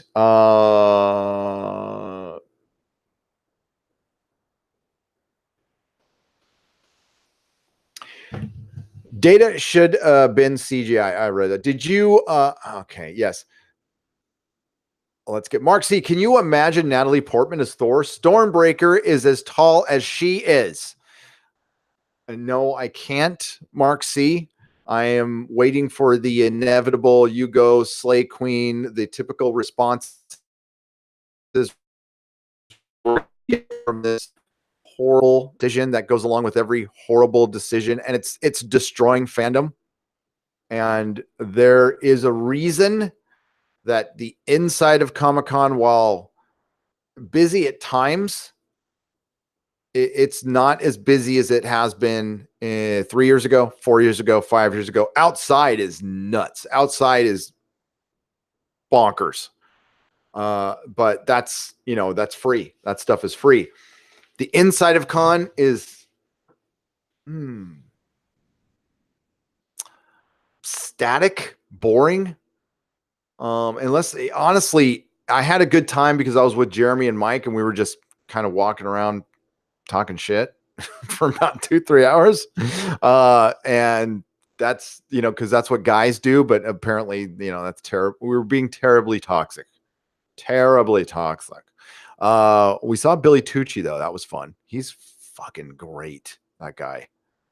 I got, maybe I should show you guys what I got. I got, hang on. You guys are like this. It's going to trigger some people, though. And that's the whole point of it. Oops. Okay. First things first. I am a fan of Sam Keith's The Mask. Max. I'm sorry, not The Mask. The Max. See, I'm tired. I've told you I'm fucking torch, people. I am the. So I got this. This was cool. I love The Max. Here's Lone Star, by the way. Yo, Mike gave me this. One of these is Jeremy's, so I got to make sure Jeremy gets that back.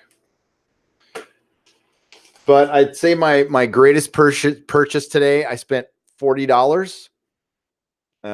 Just so you're ready for this. Don't get triggered. I don't want you to freak out. We're not going political. This is I couldn't resist this. It talks. Hang on. I have no choice but to tell you, you're fired. I had to have it. But I also got an import. Just imagine him in his own series and not the trash he was on the CW.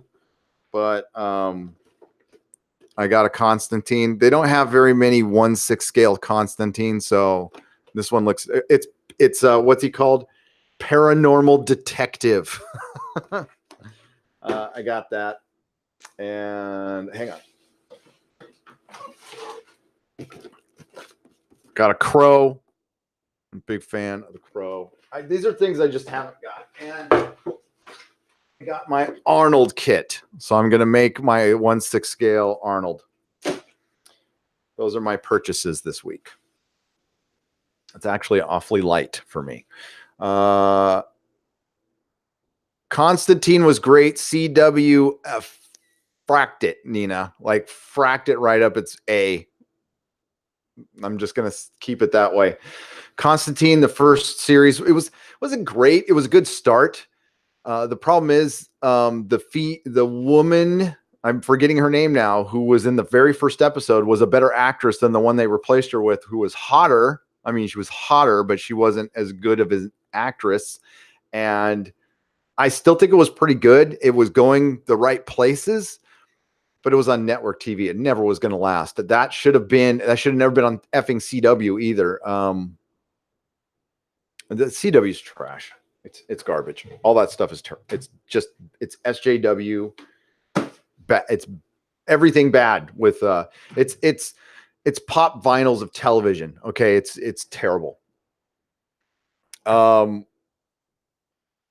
Brandon Routh, Superman, Crisis on Infinite Earths.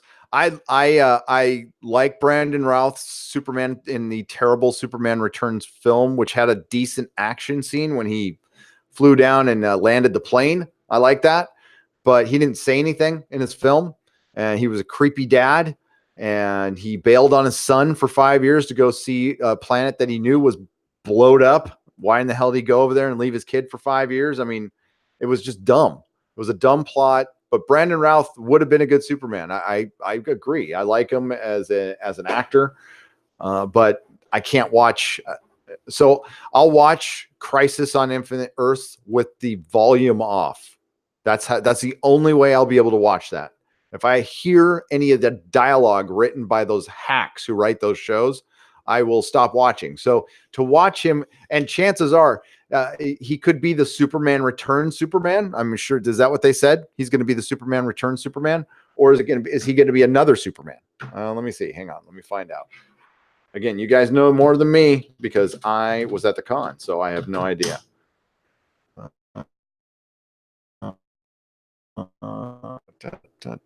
Reacts to his return as Superman.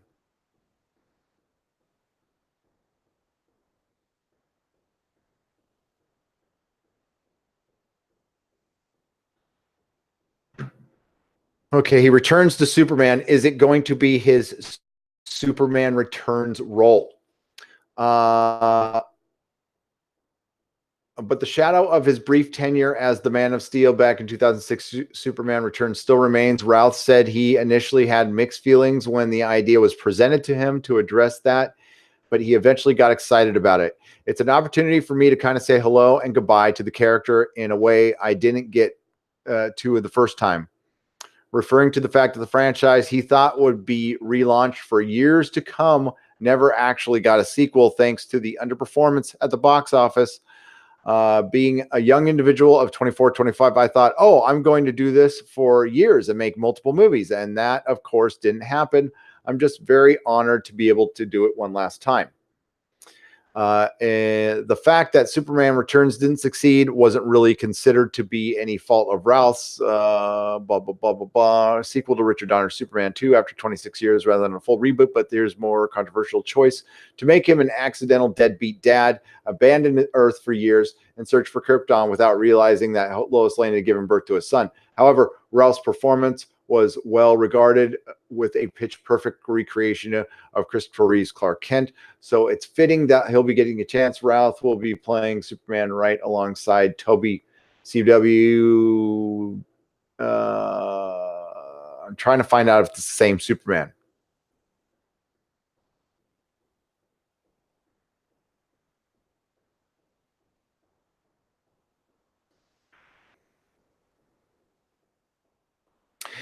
Food for thought. If Ruth really is saying goodbye to his character, we might well see an inversion of the classic Perez cover with Melissa Benoist's Supergirl grieving his loss. You can take that to the fucking bank. You can take it to the bank. Take it to the bank. They'll bring us Crisis and they'll invert it for identity politics, for agenda. Yeah, you just go ahead and do that. Go ahead and do that. Here's the first thing that hit my mind. That he'll be playing a Superman, but not the Superman from Superman Returns. He'll be playing like the gay Superman. That's the first thing that hit my brain. Oh, there's going to be a second Superman on CW. He'll be gay. I mean, you know, but maybe he'll be playing the version from the Superman Returns. And do you think all of a sudden, like, the CW writing is going to get good? Like, oh, they'll take a break from this one and, like, you know, be actual television show writers. Well, no, we are seasons in. You've already saw what the new Supergirl's. She's Superman now, so that's great. Gross 25% different woke Superman. It'll be 100% woke, 25% different. Yes.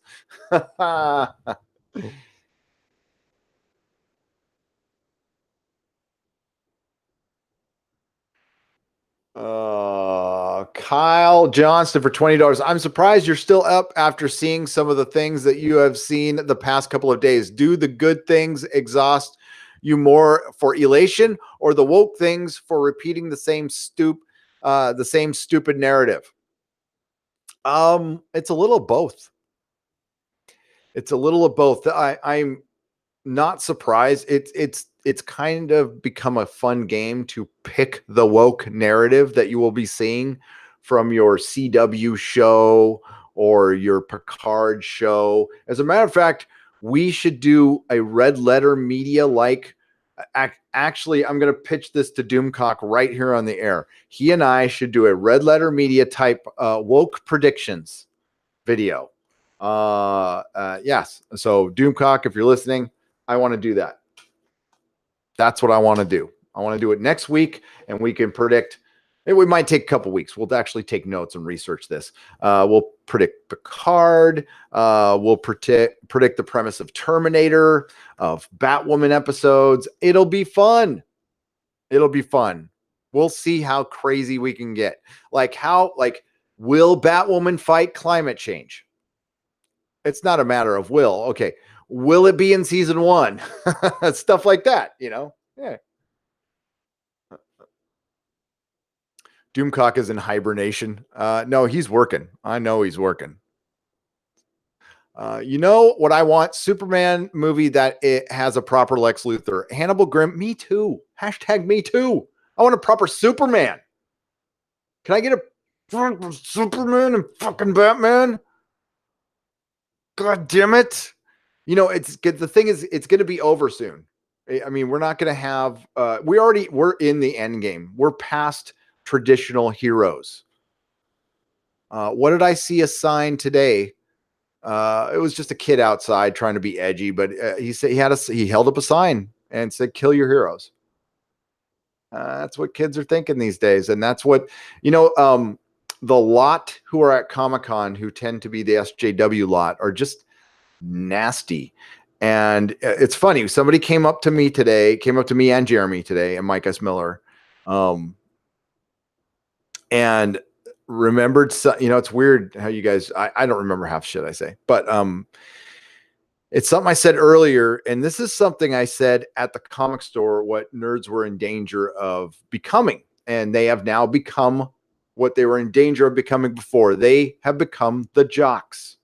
They have become the mean girls. They have become the clique. They have become the gatekeepers. They have become the bullies. They're the ones who try to silence people. They're the ones who are the assholes, basically. And this is what they've become. And what happened is you became what you hate. You're so fucking angry about it. You didn't get work, didn't get the therapy you needed or whatever. Didn't get enough hugs. I don't know. And I don't care. What it's doing is it's ruining our culture. It's ruining our fun. It's ruining Comic-Con. There is an error about Comic-Con. There's no major comics gate presence here, or there's a fandom menace presence here. It's small, but it's growing in number. And these are the ones who just voiced something. I mean, there's a lot of people who didn't come up to us who probably could have said hi. But the fandom menace is real. And I think the reason it is successful, it has been very successful, is because it has, maintained its loose affiliation of like-minded people united behind the principle of respecting the fan. And that's it. And we're gaining steam now, and we don't want to mess this up. It's going to take a while, though, and it's something we need to keep doing if we want to have our fun back. Otherwise, we just give up and move on, which is an option. It's absolutely an option. I don't plan on calling out SJWs and woke bullshit forever. That I will reach my limit and just go, okay, bye. I'll go do something else. It's cool. Damn it. There we go. I need to move this table. That's better. It's a wonderful day in the neighborhood. Doctor Who is effing dead. I mean, just stick a fork in it. It's done. Bury it. Call it a day. It ain't coming back. Even if it does, even if they bring a new doctor, it's going to be just a male doctor with woke ass politics. So no thanks.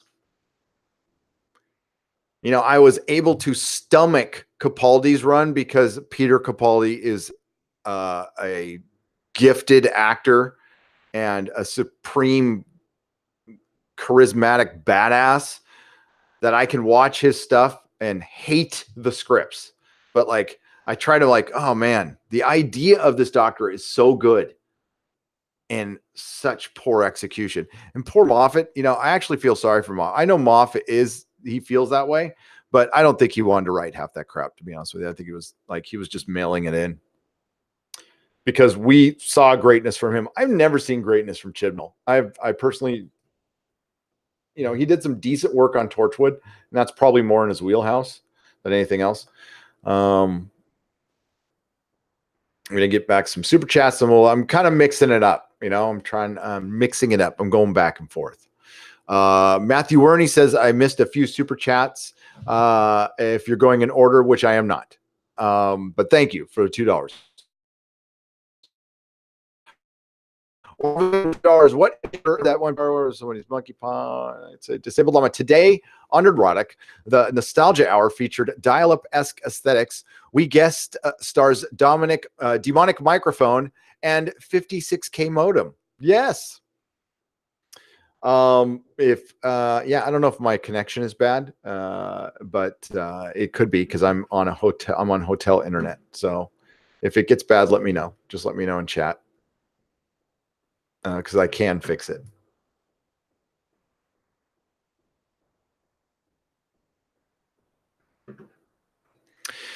Amazing how woke Hollywood and everything that led up to Me Too Hollywood managed to coexist. Such hypocrisy, says Sean C. Exactly. And well, it's amazing how woke Hollywood and Me Too were an absolute sync. It's just incredible how that happened. It's almost like it meant to. So the stuff on Harvey Weinstein, did people just find that out, or did they just decide to drop that nugget in a timely fashion? Just decided to wait. You know, there's a saying, and I'm going to keep this in my back pocket till I need it. Loquacious primate for $10. I know I'm being emotionally manipulated, but when I saw 7 of 9 come up in the trailer, I did experience a fleeting moment of hope that Picard may not suck as bad as it almost certainly will. Well, we want to wait until the show comes out for sure. But that didn't look like 7 of 9. It looked like Jerry Hall, who put on a freaking 7 of 9 thing on her face for like a 6-minute role, maybe not even that.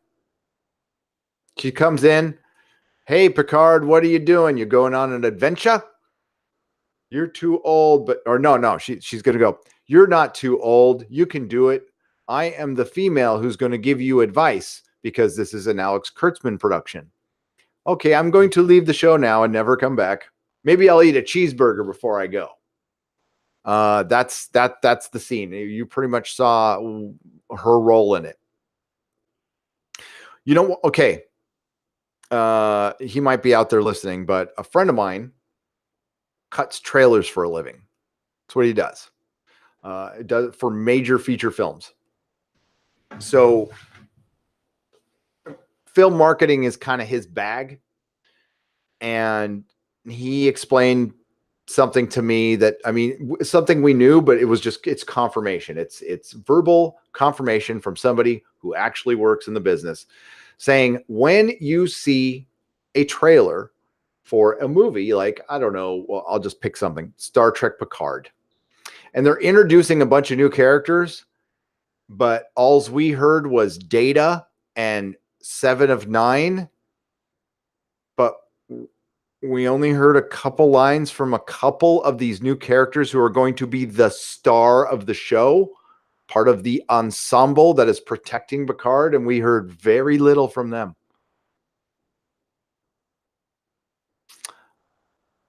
The reason being is because this is your first impression, and they don't want to show you the new characters.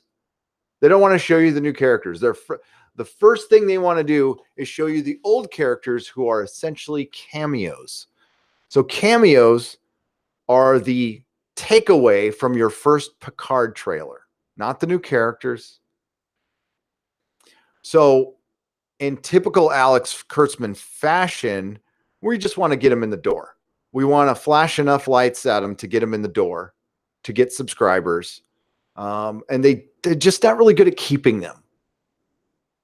We'll see if that happens. If it does, I'll tell you. I mean, if it's good, I'll tell you. There's people at the Orville experience who are like, oh, I thought it was awesome.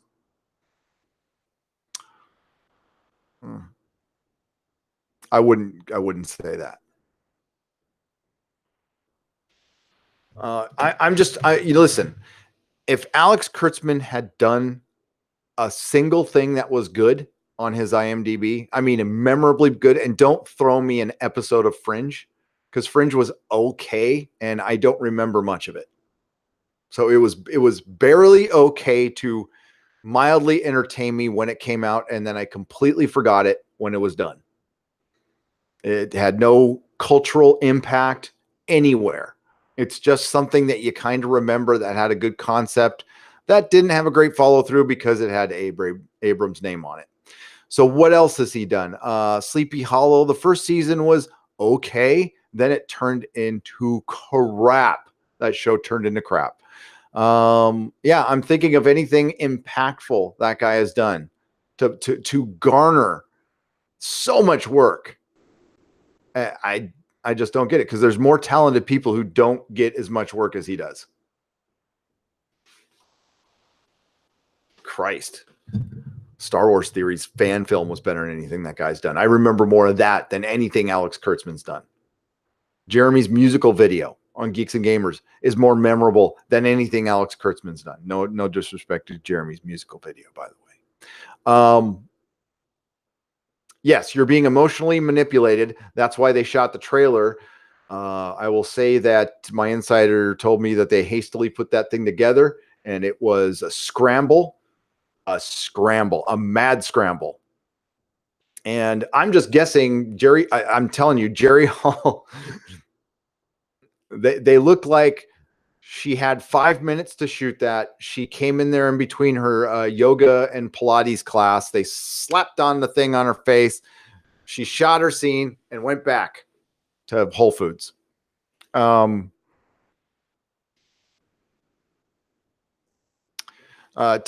Beard for Australian $5. Hey, Gary, following from Aussie Land.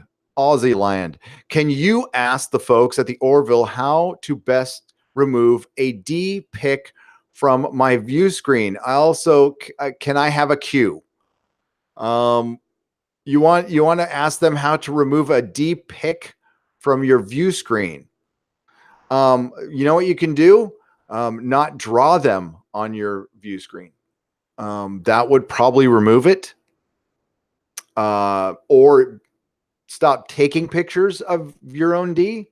But if you do, and you want to stare at it all the time, all you have to do is hit the little trash can thing on the side. But some people like looking at their own D, which is fine. That's okay. You erase your history, and definitely, D pics are just something you don't want to get caught. Not safe for work.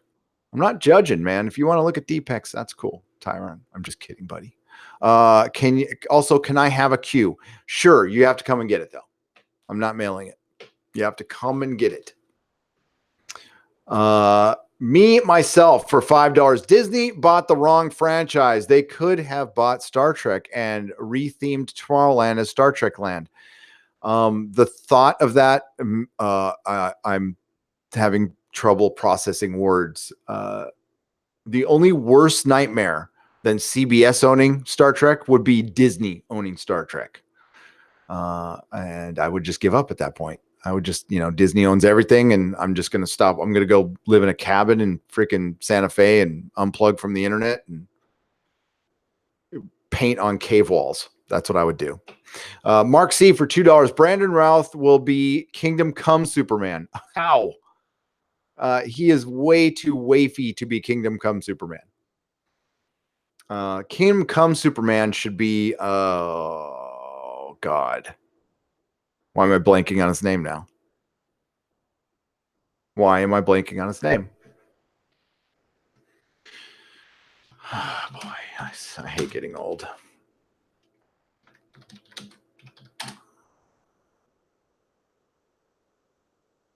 Damn it. That's did they say that? That'd be interesting. No, it wouldn't. It's on the CW. I don't want him touching that shit. No. No, Mark. No. Kyle Johnson, $20. Thank you again for the $20.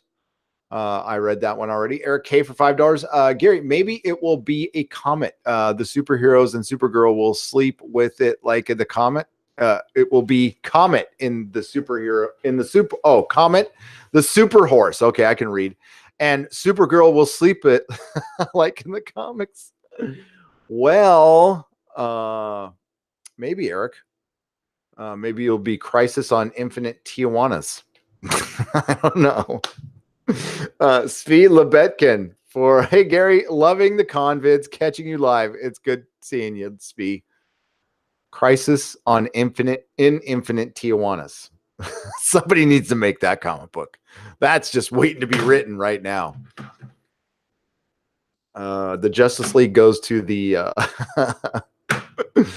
oh god, Unicornio. Warren Roar for $4.99. Justin Bieber Terminator, female Black Bond, now freaking Jane Foster Thor. I can't take it anymore, brother Gary. So sick of the woke garbage. I'm done. Yeah, I don't know who they're making the shit for anymore. It is one thing to have more female rep. It is one thing to want more girls at the party, but the thing we're hearing is there's no differences. So if there's no differences, why are we changing everything? Because there is differences. And I even heard this outside the freaking Orville. So I'm waiting in line with members of the media. And an unnamed guy next to me said the only problem he had with the Orville, and he was an Asian guy, he had the problem that there was no Asian representation. And the fact that I was hearing this out loud in the real world, this is a first, so it had to be coming from Access Media, maybe. You know, we're in public. I was being nice. But I'll just say what when I was telling Mrs. Nerdrotic this story, what she said. You're not that Asian person that's in the show. So, I mean, how can you feel represented by a completely different human being in a show that's make-believe that you're not in? You're seeing your race being represented, but it technically isn't if it's not from the actual country or even town or region you're in. It's stupid. This whole thing is getting stupid. Sure, you want, more people, more diversity. Great. It needs to be narrative driven first. That's it. That's all I'm saying. It's getting tired. It's getting old. And it was actually somebody else who gave the brilliant answer. It's like, yeah, it'll be done when it's done naturally within the narrative. They're not going to make a big deal about it. That's good news to hear.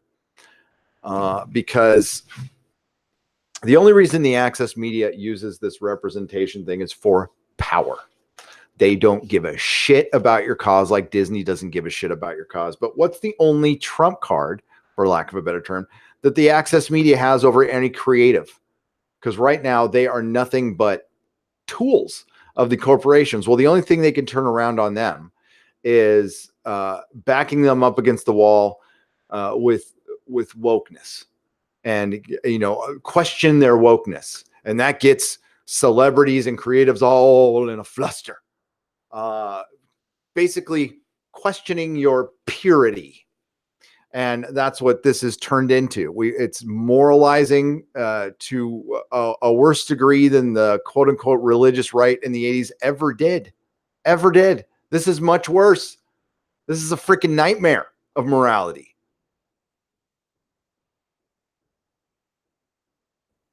When we can't cuss in public anymore, I've told my kid this a long time ago. He's all, when do you think things will get bad, Dad? And I'm like, honestly, I don't know. I'm not Tim Pool. I'm not saying we're about to spill into violence in the streets. We're a long way from that, to be honest with you. But when they start ticketing, like Demolition Man, ticketing you for cussing in the streets, when strip joints are illegal, might be time for the revolution to start at that point. Yeah, it's 2020 election cycle time. Every show from here on till the election will be woke. Remember the show, Madam President? I tried to forget it, Josh. Thanks. When they ruin old stories with wokeness, it sucks, but at least we have the original. It really sucks when they actually come up with something original and ruin it with wokeness. Yes, Stargate 404. Hopefully they won't ruin the Expanse. That's my concern. But the MCU, the Phase 4 panel, it should have been nothing but joy. We should have just been, that's all they've ever been. It's like, oh, I can't wait for the next one. We were, a lot of us in the Phantom Menace were like, here comes Phase 4, and there was some good stuff and there was some horrible stuff. But with even the good stuff, we just know titles. We don't know details. I bet we get a lesbian black single parent disabled Envio warrior superhero. LOL woke or what? Says Ross Armstrong. I think you just that's the plot of the Eternals. For £5. Thank you very much. Jerry Ryan acting like her Leverage character Spinner should be embarrassed. Jesse Cicada Jr. 555. That's it. Didn't say like she was all smiley and everything, and it like 7 of 9 is like Picard. What did she get a personality? Sadokar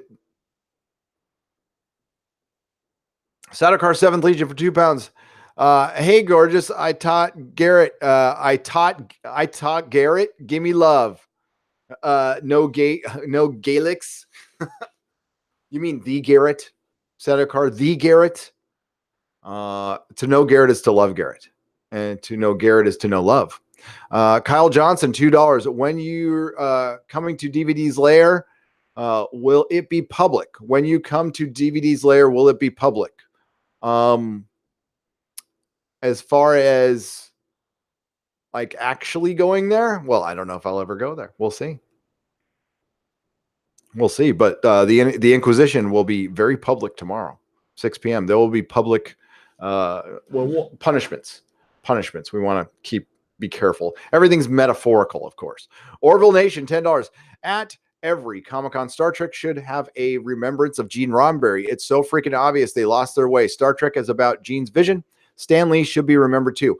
Well, Orville Nation, did you hear me freaking out over the cringe panels that they Hall H Saturday prior to the or after the MCU panel? There should have been a 2-hour panel of every major star from every major movie and comic book talking about Stan Lee. Stan Lee's the reason that effing con is there. And the fact they didn't do that showed, they barely fucking mentioned him. They had a little remembrance, a couple of days. There was a bust up in front, no presents whatsoever. There should have been banners everywhere. It should have been renamed Thank You, Stan. They didn't do it. They don't care. But they also let Len Wein, die and didn't lift a finger to help him either. That's Fox and Disney. Hope you remember that. That's, basically Stan Lee 2.0. Jason the Magnificent, $5. Thor isn't woke enough for me. I want to see a triracial non-binary gender with a wooden leg and a glass eye. Well, it's kind of got the glass eye with a fish in it. Hero, thank you very much. You may get your wish, Jason the Magnificent. Did someone say Crisis on Infinite Tijuanas? I did. That's mine. That's the name of my my autobiography, Mexican Iron Man. Crisis on Infinite Tijuanas. Did you see Michael from Retro Blasting at SDCC? Also, at San Diego Comic-Con, also the hammer was destroyed. How can they do a female Thor? Thunder Robots, that's a very good point. Well, we have the Doctor Strange and the Madness of the Multiverse. Fucking terrible title. That was a terrible title. And the inside titles of comic books when they were just single issues, like Spectacular Spider-Man, Death Knell, Like every other comic was called Death Knell. That sounds like a bad title of a 1972 freaking Kazar comic. You know, it's like, it's just bad. I did not see Michael from Retro Blasting, but there was about 250,000 people down there. So I didn't see a lot of people.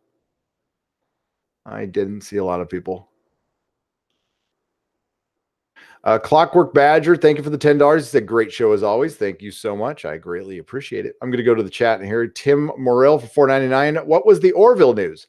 And have you seen the Expanse trailer? Yes. So to reset a little bit, I've seen both Expanse trailers.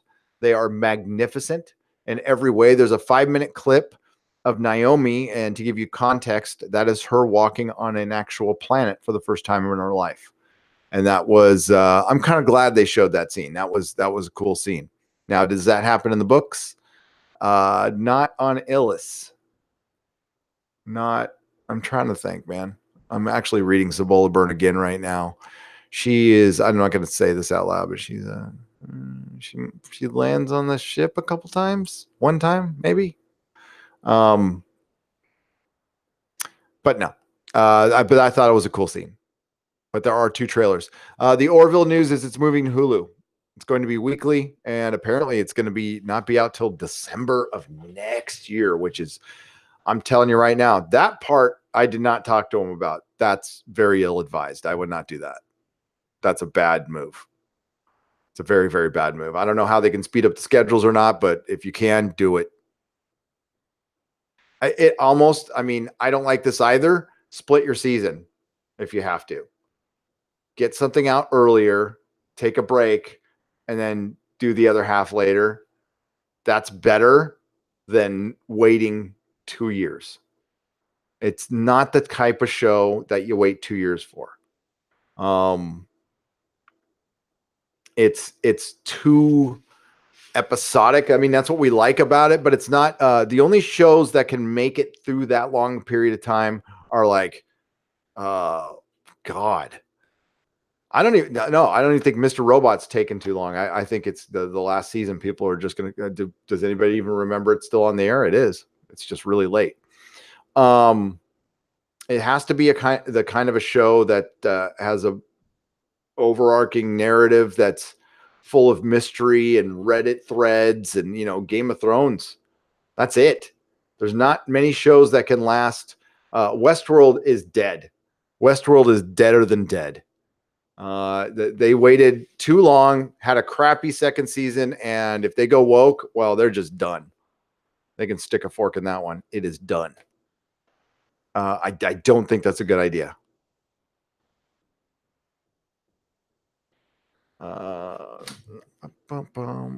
Loquacious Primate. So do you think Spinner and Ryan will basically just be cameos on Picard? Also, the episodes of Voyager towards the end had Seven loosen up emotionally. Was it that loose, Loquacious? Because I didn't see it that way. I watched those episodes and I didn't see it that way.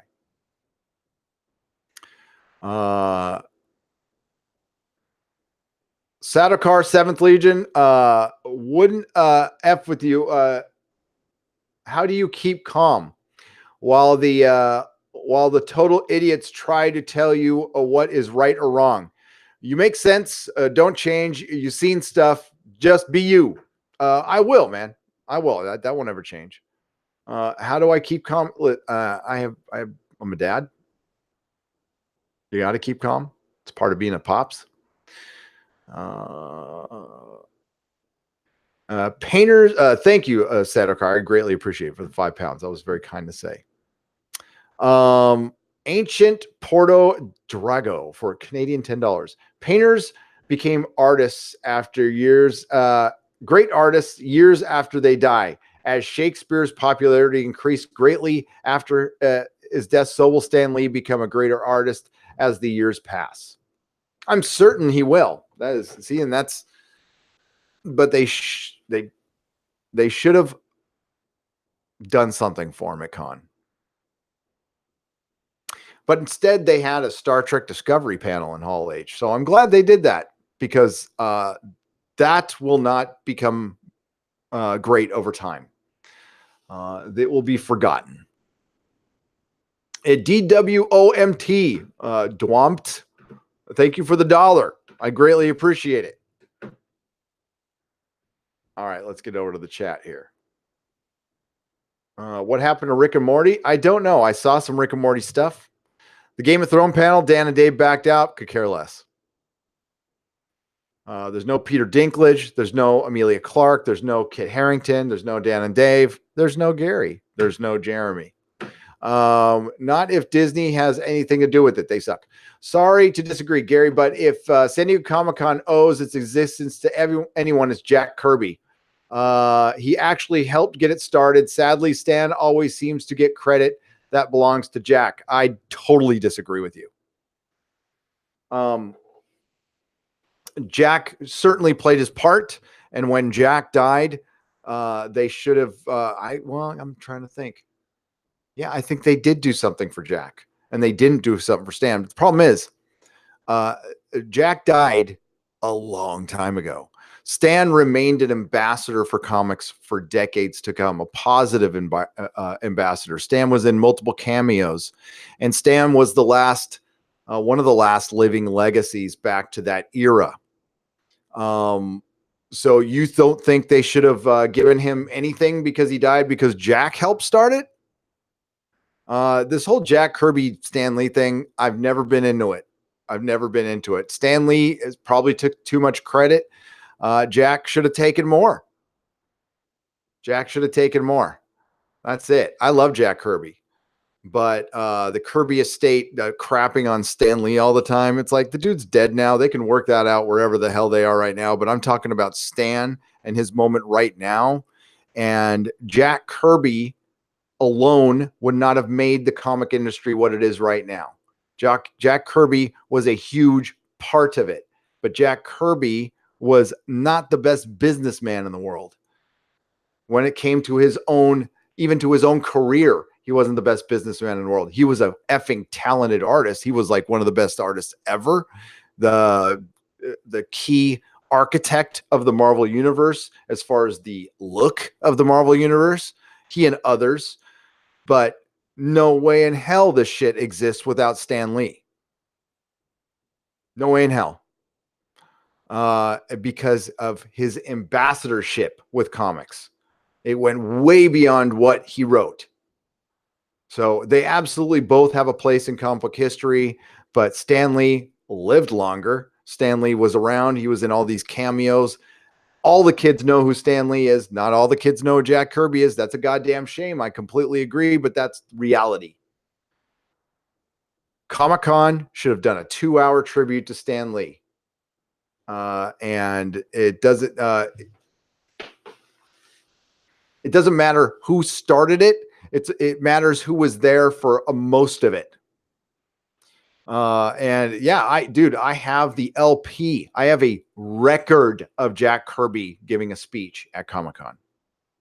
It took me forever to find that. But yes, there's an actual LP out there that exists of Jack Kirby giving a talk at Comic-Con. So I know what's up. And yeah, I couldn't disagree. I know you like Jack Kirby. I can see it in your clobbering times, but wrong. Rick and Morty would only go woke ironically. Dan Harmon's woke as hell. So I don't know. I mean, like, you be the judge. I haven't seen enough to have an opinion on that. So I don't know. I've seen a couple Rick and Morty. I saw the Pickle Rick one. That was pretty funny. Jack and Stan were Lennon and McCartney. Jack was the genius. Stan made it pop. Yep. They both did great things, and like now that they're dead, if we're gonna still have people going Kirby, Lee, it's like whatever. I mean, honestly, whatever. Kirby gets plenty of credit. He does. Just walk around. The thing is, he just didn't live as long. That's the biggest problem. You have to be around, and I know he had nothing to do with that, but well, maybe. But is the Tarantino Star Trek still in the works? That's a good question. Tarantino is acting like it is. It depends on if Viacom and CBS are getting back together, and Paramount and Star Trek. I mean, the rights are so effed up. But I'll check. Did they mention it?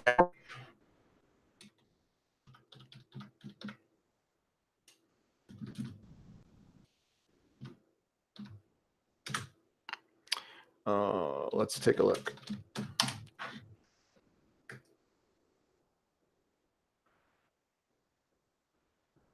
No, I don't see any new anything.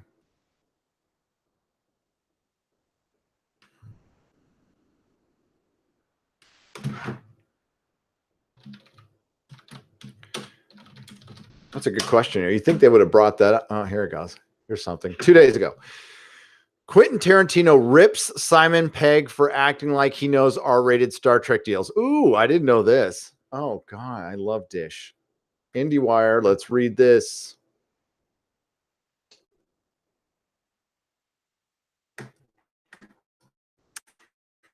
Tarantino rips Simon Pegg for acting like he knows R-rated Star Trek deals. He doesn't know anything about what's going on, Tarantino tells Deadline of the franchise actor. Quentin Tarantino isn't sure he's going to direct an R-rated Star Trek just yet, but he is sure that the franchise actor and writer Simon Pegg doesn't know any of the details about the potential tentpole. Speaking to Deadline, Tarantino ripped Pegg for acting like he knows about his plan for a potential R-rated Star Trek movie. Back in 2018, Pegg said Tarantino would be faithful to the franchise and not be making the Star Trek equivalent of Pulp Fiction. Tarantino said that's not true. I get annoyed at Simon Pegg. He doesn't know anything about what's going on, and he keeps making all these comments as if he knows about stuff, Tarantino told Deadline. One of the comments he said, he's like, well, look, it's not going to be Pulp Fiction in space. Yes, it is. If I do it, that's exactly what it'll be. It'll be Pulp Fiction in space. That Pulp Fiction-y aspect, when I read the script, I felt I've never read a science fiction movie that has this shit in it ever. There's no science fiction movie that has this in it. And they said, I know, that's why we want you to make it. It's at the very least unique in that regard. How old is this article? Oh man, it just came out. Okay. Pegg has starred as Scotty. I know, you just word salad. This is okay. So when they recap in the article, they have a word count, so they need to recap things. Hey, just in case you're wondering, Pegg played Scotty in those shitty J.J. Abrams movies, and I'm going to remind you about it. And he wrote a couple of them too, or one of them too. The R-rated Star Trek movie was written by the Revenant scribe Mark L. Smith. Tarantino said he really, really likes it. The idea, and it will work on he will work on punching up a script himself after he's done promoting Once Upon a Time in Hollywood. From there, Tarantino will decide if he wants to direct the project himself. The filmmaker said there is a gangster element to Smith's screenplay that makes this Star Trek idea unique. As for the R rating, Tarantino thinks it's generating more buzz than needed. I just don't think it's that big of a deal. But if I'm going to do it, then I'm going to do it my way. If you've seen my 9 movies, you know my way is an R-rated way, and the way that is without certain restrictions. So that goes part and parcel. I think it would be more controversial if I said I'm going to do a PG movie and it's going to fit exactly in the universe. That's not me. What the fuck am I doing? Tarantino credited the success of Deadpool for making it clear to Paramount and producer Jar Jar Abrams that R-rated tentpoles can be huge box office winners.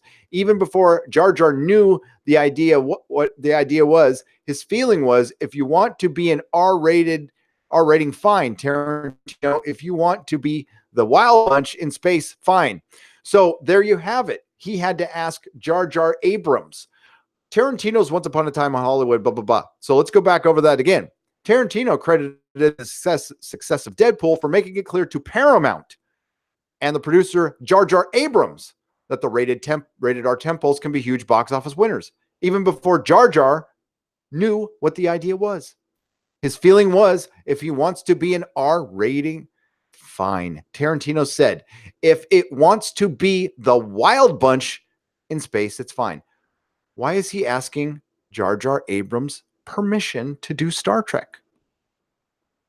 Because I heard he's going to Warner Brothers now. So who knows what the fuck is going on with Star Trek? I just read that article, and all I know is that was a great article. It gave us no information except for Simon Pegg is talking out his ass, and Quentin Tarantino, who somehow has avoided being in a relationship or having relations with Harvey Weinstein, but not getting caught up in the Me Too net, has somehow avoided that, and is possibly going to do a Pulp Fiction Star Trek movie.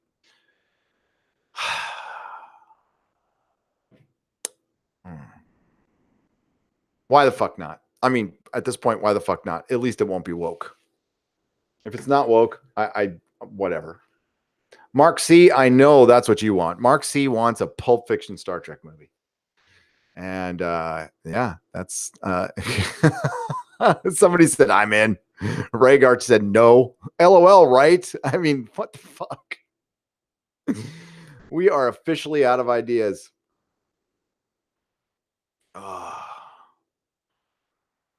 Everybody be fucking cool. This is a wormhole.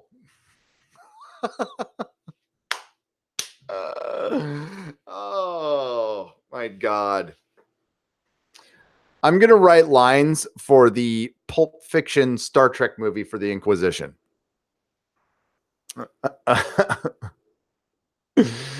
I want an all midget Star Trek. Oh, Uhura is Jackie Brown. Lord Grasham says, I am honestly tired of superhero movies. If you are, watch The Boys. There is such a lack of talent like Jack and Stan these days. Media is generally stagnant. There is just no good ideas or talent. It's all just uninspired hacks regurgitating other people's ideas. Antos, you're there. The talent is out there, but if you're talking like within Hollywood right now, the people in power, yes, right now, people like Alex Kurtzman, I think that is one white man who should give up his role to diversity. I think we should get some inclusion and get that white man out of the whatever chair he's in. Get that white man out. Get the white man J.J. Abrams out. I think those are two you can get rid of. I am all on board for that. I am really not for identity politics in any way, shape, or form. I just want them out. They're destroying entertainment. And the fact that we got, 4 companies running everything, that's destroying entertainment. So independent entertainment is going to be the way to go. It's going to be the way to go. Create your own content. It's a gig economy, man. It's a gig economy. So we can, there's a lot of ways you can do things on your own. Pam Grier as Uhura. Yes. I love Pam Grier. I do. I met Pam Grier. No, Gary, we're not out of ideas. We still have ideas on how to steal ideas. That is so true. All out of bubblegum, $2. Oh, by the way, thank you for the 10 pounds again. All out of bubblegum for $2. Got to have Sam Jackson, and he has to swear all the lines. Yes. There's motherfucking tribbles on my motherfucking starship.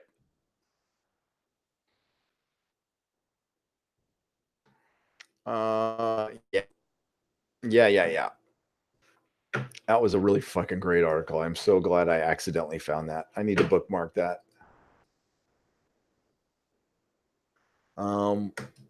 There. Kowalski can go do a video.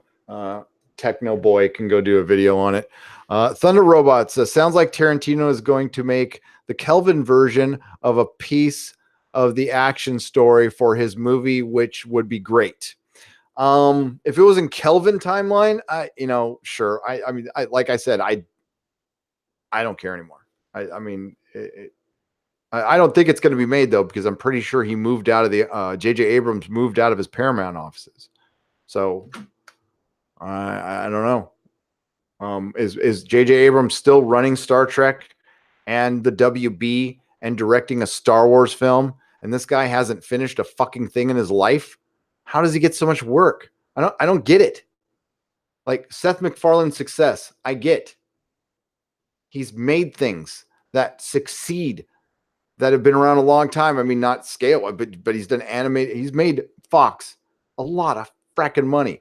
And I guess maybe JJ's made some people money, but he sounds like he's made himself the most money. I mean, which again, great businessman, clever businessman, but top Big Finish audio dramas. I couldn't answer that another day, but I will definitely give that answer. Maybe on next live stream. I'll give you my top 10. I haven't listened to them all. I'm still trying to own them all, and that is a daunting task. There are a lot of them.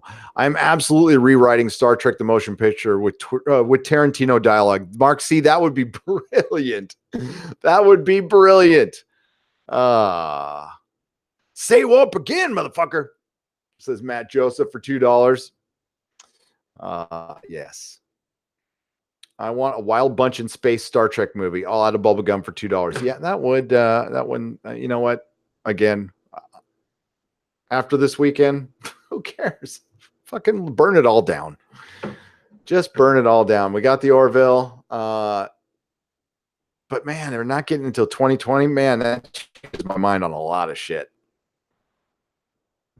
A lot of stuff, man. That is, ay.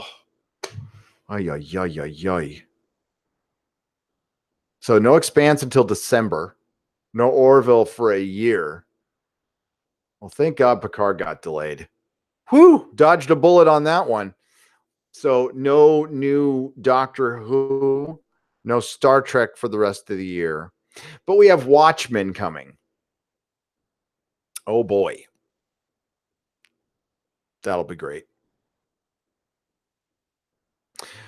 Darth Vader, it was nice meeting you too. It was very nice meeting you. I'm glad you're in the chat.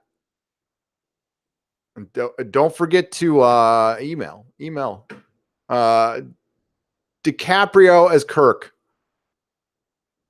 That would actually be pretty good. Natasha. Is Lady Thor a thing now? Yes, Bjorn. It's a thing, unfortunately.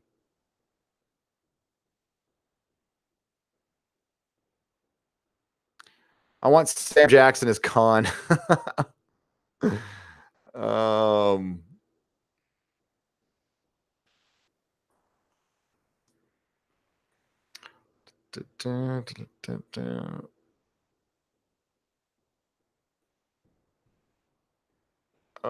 Which one, Stargate 04? I'm doing them kind of out of order.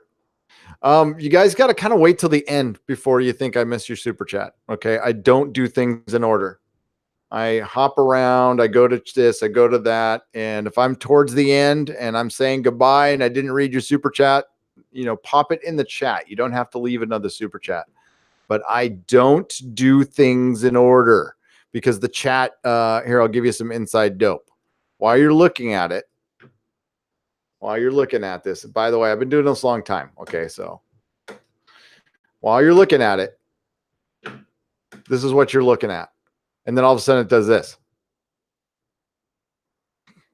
Or you'll be up here and it'll go like this. So what I do is if it jumps on me, I just start reading the top one and then I work my way back up like that. And then I'll go over here. And I'll hit the chat, hit the regular chat. Then I'll come back here and I'll hit that and I'll move my way up. But it will get read.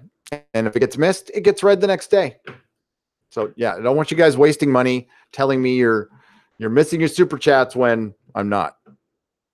Wait till the end of the stream, please.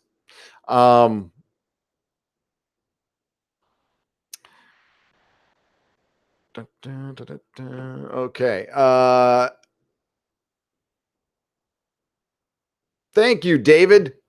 Hey, you beautiful bastard. Keep up the good work. I will do my best. I'm freaking torched, man. I've been walking around in the sun all day, watching shitty trailers and good trailers too. Clobbering Tribes never said Stan shouldn't have had a tribute at Comic-Con. Debatable as your response was, this wasn't the place for an argument. Sorry, still a fan. Live long, prosper. You could debate my argument. That's fine. I don't care.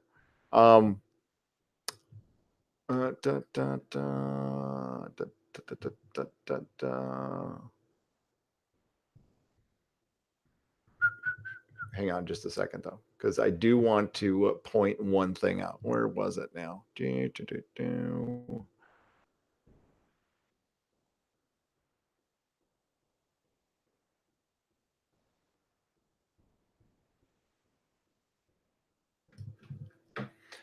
Villeneuve. God, I can never say his last name. Villeneuve, the guy who did Blade Runner. Dune will look gorgeous and everyone will hate it. High Desert 004. It probably. He's very slow. So I hope Dune isn't slow. If he can pick up the goddamn pace, then it will be a good movie. But maybe he'll get that one right. He's loved by a lot of people. I am not one of them. I think he's a very good cinematographer. Pulp Fiction Star Trek has women from an Amazon planet dominating the men, taking slaves and killing all males, including Klingons, and teaching Klingon women how to run an empire. Join with Orions. Fred, you just wrote the movie. God damn you. God damn you. Where in the hell did that go?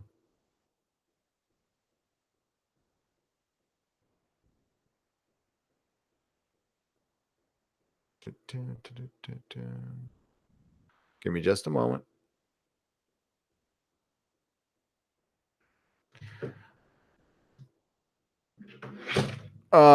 Christoph Waltz as Horta for $2. Thank you, Matt Joseph. Christoph Waltz can be pretty much anything. Kyle Johnston, $2. Can you give us a recap fast of what is positive?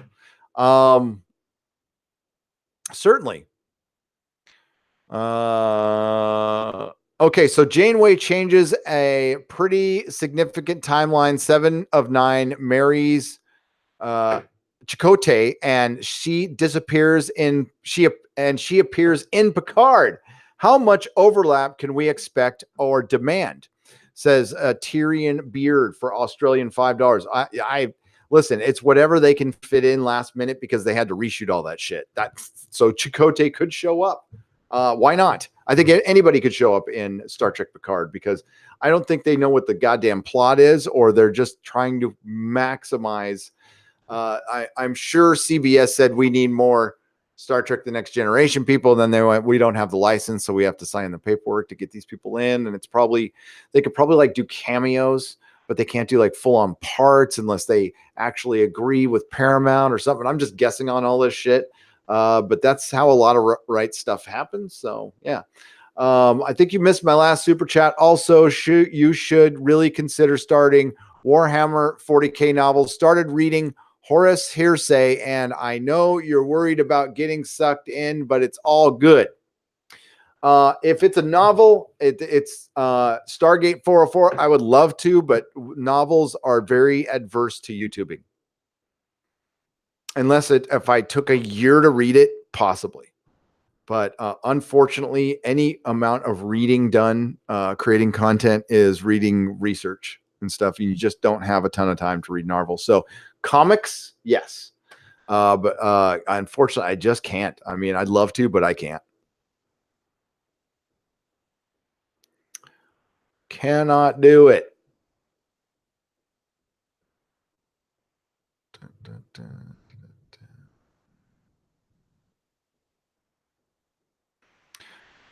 For working the chats every day, even though you have friends in town and you have a ton of events to attend. Oh, thanks, Nina Fabiano. Thank you for the $10. It's fun. I love hanging out with you guys.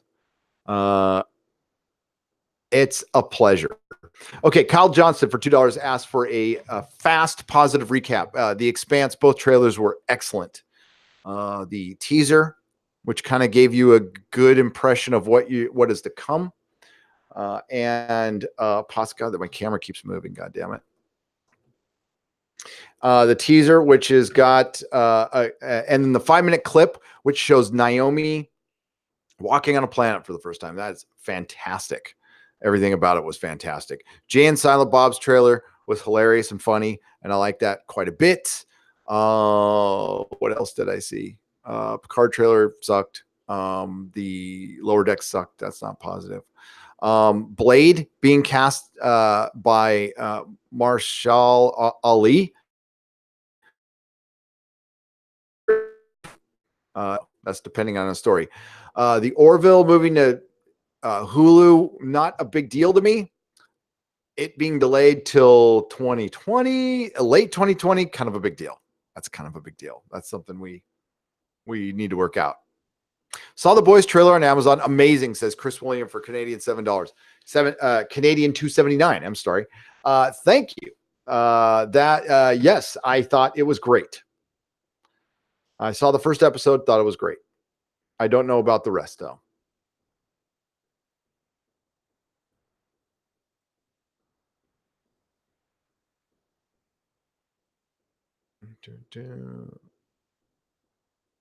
Oh my God. I just got reminded of that one.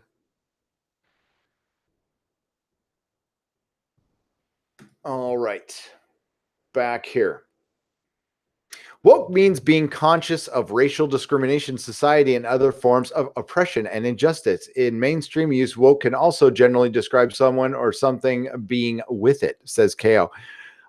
Thank you for the definition. Woke can also mean partisan politics being put into a television show where they don't belong. So being woke is it's also a slang term. But thank you, KO. Yes. Midnight Suns. Yes, I want Midnight Suns comics. I do. It does.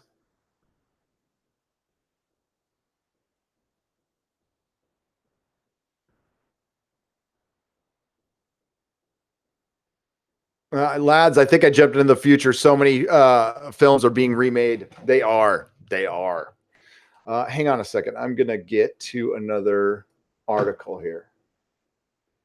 There we go. I want to get to phase 4. Don't forget to hit that like button, by the way. It really helps. But let's get to a phase 4 because I want.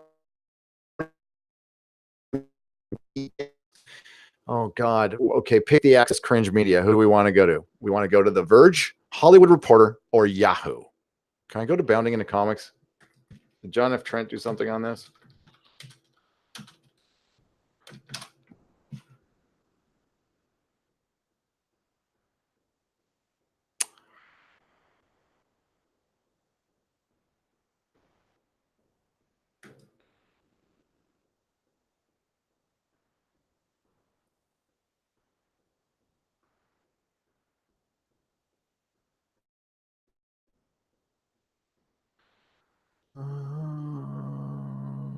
Nope. God, I'm going to have to go to the shill sites. God damn it. I don't want to do that. But Hollywood Reporter, I guess. We'll go there. So, because I don't know all the details.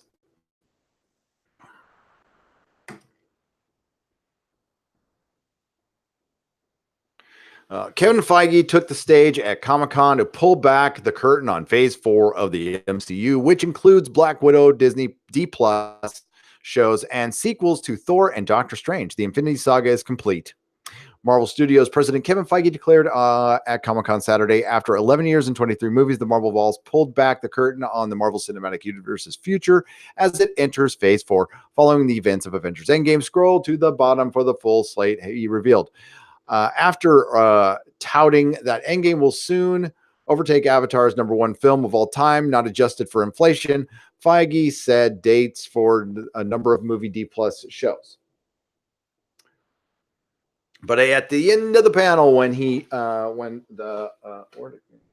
But at the end of the panel, when just Fans thought he was done. Feige caused a new uproar by casually telling fans that there were films he didn't have time to talk about, such as Black Panther 2, Captain Marvel 2, and more importantly, Fantastic Four and movies about mutants, Code for X. He also unveiled an A-list casting revealing that Mahershala Ali, and listen, I mispronounce his name. You don't need to tell me how to pronounce it. As soon as he can pronounce my last name, I'll pronounce his first name.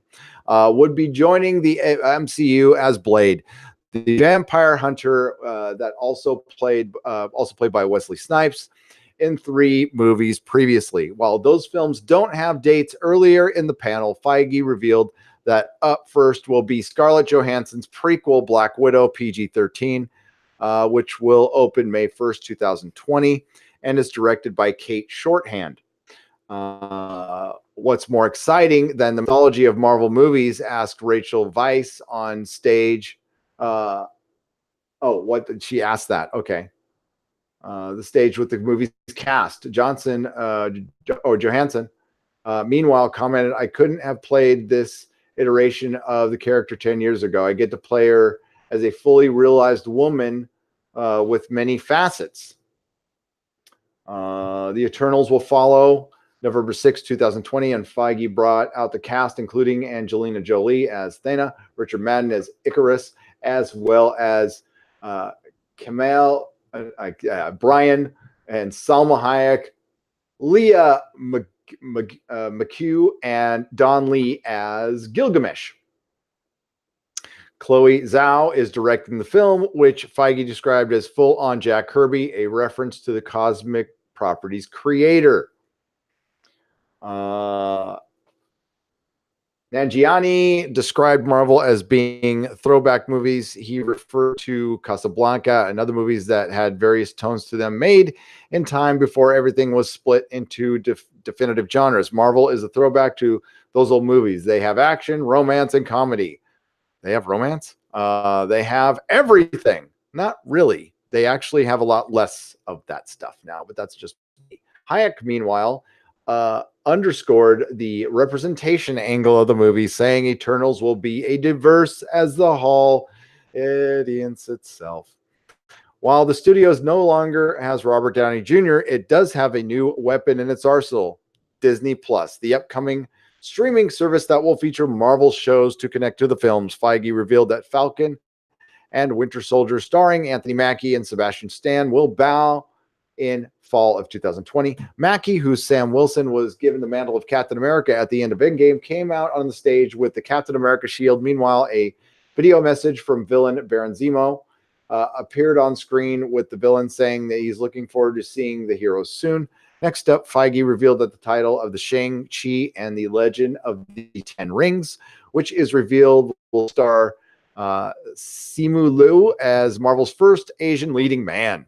He will open February 12, 2001. Also star Tony Leung as the real Mandarin. Ben Kingsley played an imposter version in Iron Man 3. And Awkwafina is also set to star in the film from Destin Daniel Cretton. My God, these freaking millennial names. Cretton gave Feige and Marvel props for pushing non-white acting for the forefront. Kevin and the MCU reflect all the beautiful colors that I see in the room to be a small part of this very special to him. Thank you for being non-white. I'm glad they said non-white. They just came out and said, Creighton gave Feige and Marvel props for pushing non-white acting for the forefront, which, I mean, would make all the sense of the world for Shang-Chi. That would just be me. But the reason to come, I mean, why would you have to come out and say something like that when it's so goddamn obvious? Unless maybe racist, I don't know. WandaVision and D Plus series starring Elizabeth Olsen and Paul Bettany will follow up in spring 2020 and take place after Endgame, as Wanda Maximoff deals with the loss of her partner Vision. Captain Marvel character Monica Rambeau, who was a child in that film, will appear as an adult and be played by Teyana Paris. Loki, starring Tom Hiddleston, Trickster God, will debut on D Plus in spring 2020. Feige revealed that the questions that this features 2012 version of the character who is an Endgame stolen Infinity Stone, but will take place after Endgame. Part of the mystery is where he's been and what he's been up to. The upcoming Doctor Strange sequel, which revealed to be titled Doctor Strange in the Multiverse of Madness, it will be in theaters May 7, 2022. Olsen Scarlet Witch will appear in the film, and her series WandaVision will lead into the movie. Filmmaker Scott Derrickson, known for his horror work, described it as Marvel's first scary movie. Back on, actually, I'd say Captain Marvel was Marvel's first scary movie. Back on the D+ front, the alternate reality animated series What If will hit summer 2020 with Jeffrey Wright voicing the all-seeing Watcher. A number of MCU actors will reprise their roles. Oh, it's animated. That's cool. I like that. Depends on the animation, of course. D+ Hawkeye event series will star Jeremy Renner, who strolled on out of the stage. What does that say? Hold on. Did they just announce the TV shows at the same time because it's all Marvel Studios, or are they trying to connect them into the MCU too? Super Anime Gamer, they're all connected in the MCU now. Basically, oh God, why am I